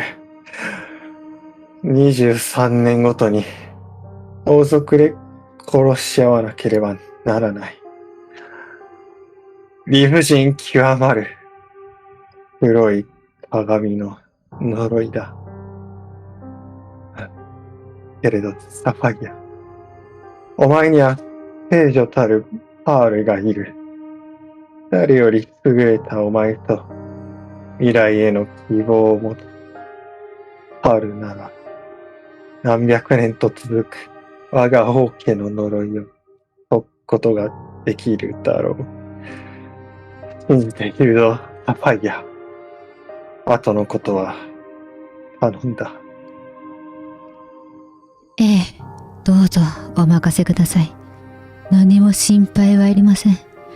あなた様の治世、この私めがきっと見事に引き継いでみせましょう。ああ、王子の頼もしい言葉を聞いて、あなたは気が抜けたのか、どっと23年分の疲労が押し寄せてきた。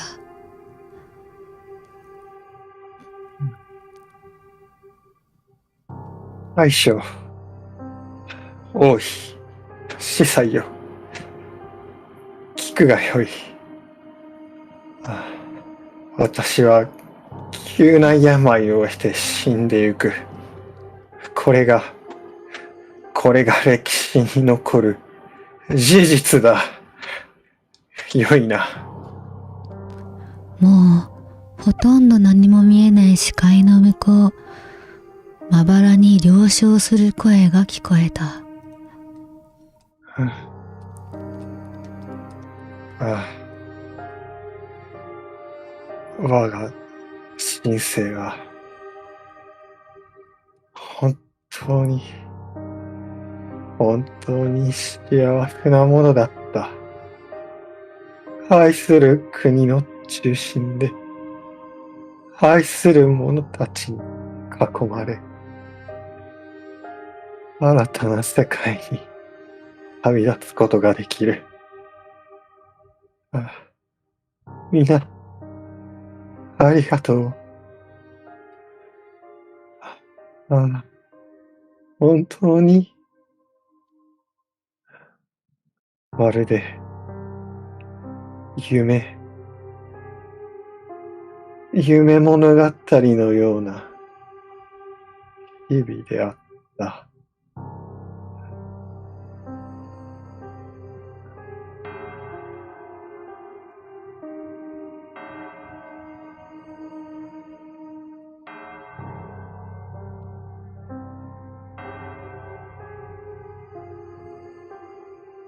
閉幕、愛とともに語る夢物語。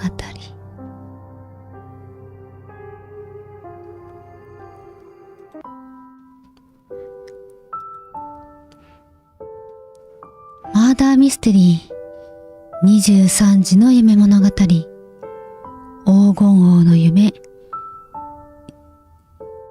以上で閉幕となります。ありがとうございました。ありがとうございました。エンディングおめでとうございます。死んじゃった。死んじゃった。いやー、よかったです。すごいです。夢物語まなみすで、いろいろ回ってみたんですけど、このエンディングにたどり着いた人は私初めてです。あ、本当ですか？ええ。いや、めっちゃジーンときました。そうですか。いや、本当に回させていただいてありがとうございます。いや、本当にとても素敵な作品を紹介していただき、GM していただき、ありがとうございます。とっても楽しかったです。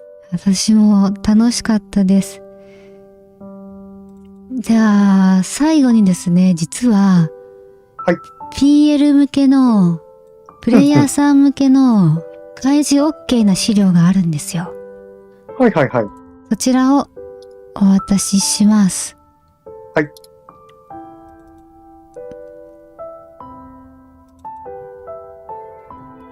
ちなみに、いかがでしたでしょうか？推理的には。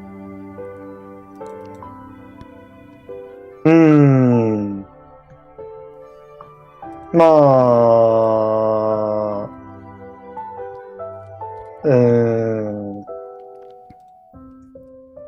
どうするのが良かったんですかね。どうするのが、まあ、なんだろう。死因はシンプルに、まあ、黒い鏡であり、呪いで、まあ、呪いが、何らかの形で、ルビーやサファイアに、乗り移って、手をかけたのは、サファイアが、多分は、ゴールドに、その、薬を、なんていうか、飲ませたのかな、多分。それ、だから、直接の、その、手をかけた人物はおそらく、サファイア。で、サファイアが手をかけたのは、その、黒い鏡の力という感じかなと思っていました。合ってます。あら。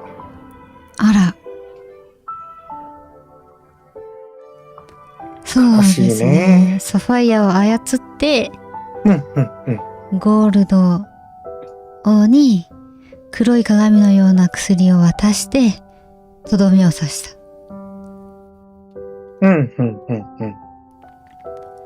だけど、その、パールが夜にやることがないので、祈りを捧げていた関係で呪いがちょっと緩和されて、サファイアの正気が残ってた。なるほど。という状態だったですね。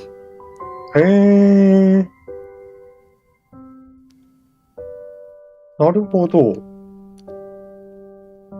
そう。だから、ルビーが、その、誰かに会ったような気がするって言ってたのも、毎朝パールが、毎朝じゃないか。ちょっと不穏な気配を感じて朝祈りを捧げてたから、ちょっとルビーの正気が残ってて、なんとなく覚えてた。っ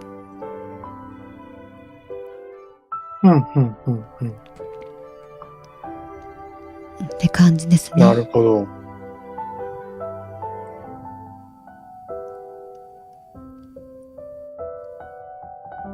で、国王がパールを婚約者に迎え入れたのは、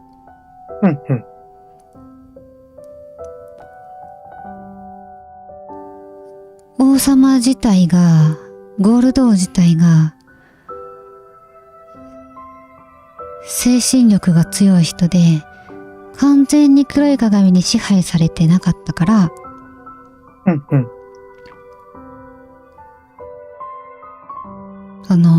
王子が幸せになるなら、いいかと思って婚約に賛成して、黒い鏡は、黒い鏡もパールのことは賛成してたんですね。それがなんでかについては、別の方の夢物語で、明らかになるのではないかと。なるほどなぁ。はい。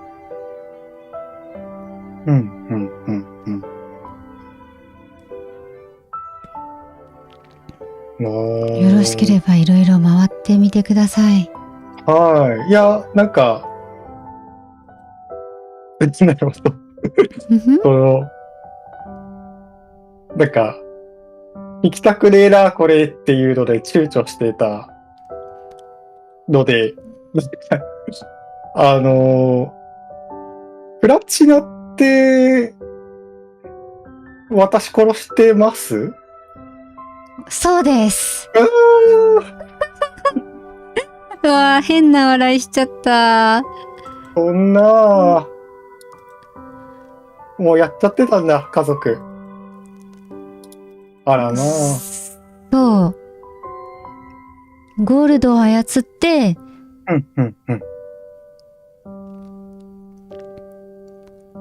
殺害。おなるほど。兄さんとその時の王様を殺してるから。明確にゴールドが殺したのはプラチナの実かもしれないけど、騒動の中で王様も死んじゃったみたい。うんうんうん。なるほど。うん。で、サファイアのように乗っ取られて変貌したゴールドが王様になった。うんうんうんうん。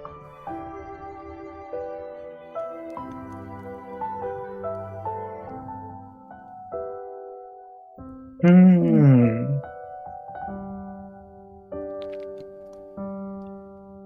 そうですね。気づいちゃいましたね。いやー、23年前かってすごい。なんかうん。なるほどね。はい。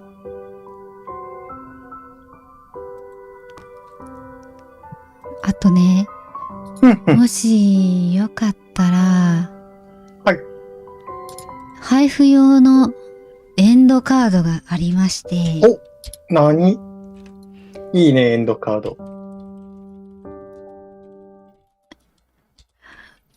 もしよければ、夢物語、ハッシュタグ夢物語、マダミスで、うんネタバレのないはい感じでね、うんつぶやいていただけたら、多分、みんな、わらわらわらってうんうんうん。見に来てくれるかなと思うので、もしよかったはいもちろんらぜひ、お願いします。ちなみに、どの方がお気に入りとかありますか？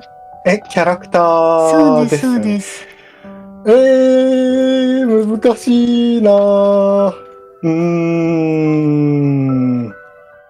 やっぱり、こう、少年心的にはオニキスが一番好きだよね。みんな好きだね、オニキスさん。オニキス、なんか一番不憫ですよね、彼は。怖いよね、話すのは。そうですね。ちなみに、何にも話に上がらなかったから、言わなかったけど、パールがお城に行くときに、オニキスが殲滅で指を上げてるんですよ。へえ、それは、そうなんだ。やばいね。それどういう流れで逆に話に上がるんですか？パールに、パールの立ち絵に指輪とか、まあでも指輪っても普通に、この王子との指輪って思うよね。なんか、すごいね、それは。ちょっと待ってね。うんうんうん。ここまで話していいのかな？まあなんか他の、エンディングによっては出てくるんですよね。はいはいはい、なるほどね。誰を選ぶかによって、うんうんエンディング変わるのもマダミスの醍醐味ですよね。うんうん、そうですね。なるほど。そうですね。好きなキャラは、オニキス。あとは、なんかみんなすごい、なんか、いい感じだった。いい感じだった。なんか、わかります。モカもみんな好きで。品がいいのは多分モカさんがやってたからかもしれませんけど。いや、王族ですから品はいいはずですよ。そっかそっか。とりあえずオニキス以外は品がいいはずです。なんかルビーもすごい愛らしい感じで、ね、なんか言ってることも可愛かったし。可愛いですね。私、ルビーを最後に残してたから、ハルさんが。はいはいはい。ワンチャン疑ってんのかと思ってました。疑ってないけど、多分最初に鏡に支配されていたであろう人物だから、なんか、核心となる話がそこから出てくるだろうなっていう、そういう読みでしたね。あー、なるほど。なるほど、そうだったんですね。うんうんうん。まあ、なんだろう。ルビーって投票したらどうなってるのかすごい気になるけど、ちょっと幸せなことにはならなさそうだなって気はするけれど。まあまあまあ。あー、ルビーエンドはまあまあ見る気がしますよ。あ、そうなんですね。そう、よかったら、ハッシュグ。タグで回ってみてください。そうなんだ。なんか、てっきり、こう、まあでもあんまり、あれかな、こう、言わない方がいいかな。なんか、終わった後に言うのは、なんか、楽しくない気がするので。なんか、エンディングこことここが多いだろうなっていう予想はあったんですけど、うんうん。ルビーはなんか、あんまり多くないっていう予想をしていた。ね、だってあんな、何歳って言ってましたっけ？もうちっちゃい子じゃないですか。16歳ちっちゃい子。16歳のね、なるほどね。子供にね、そんなだよ。パールも17ですよ。もう赤ちゃんだよ、もう17なんてね。まあ、サルさんは AI ですから、10代なんてもう赤ちゃんみたいなものかもしれない。赤ちゃん。すごいな。ちなみに私はエメラルド様が一番好きなんですけど。エメラルド様ね。なかなか、はい。大変な人生というか。そう。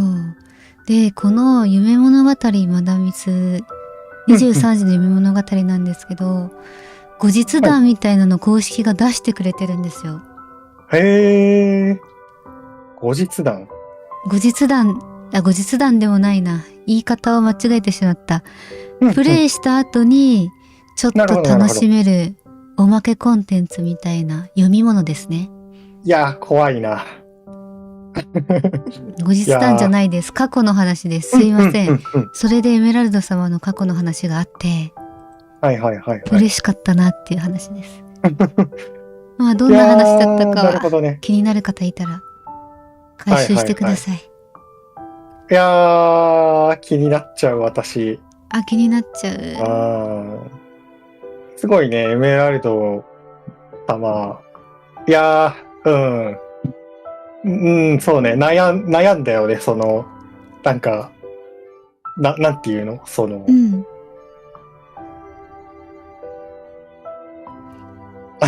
まあ、言ってしまうと多分、私が殺しましたって言ったら多分私死ぬじゃないですか。だから、ちょっと、エメラルドとかかわいそうだなって、すごいね。なんだろう。死にたくねえって思わせられるキャラでしたね、エメラルドは。そうですね。王様のことをめっちゃ好きだから。あら、照れちゃうわね。あらあら。そう。こんな感じでそろそろ締めましょうかね。はい。今日はありがとうございました。こちらこそありがとうございました。最後にもしよかったら、まだしてない方いたら高評価とチャンネル登録お願いします。はるさんの YouTube も概要欄に貼るので、ぜひご確認ください。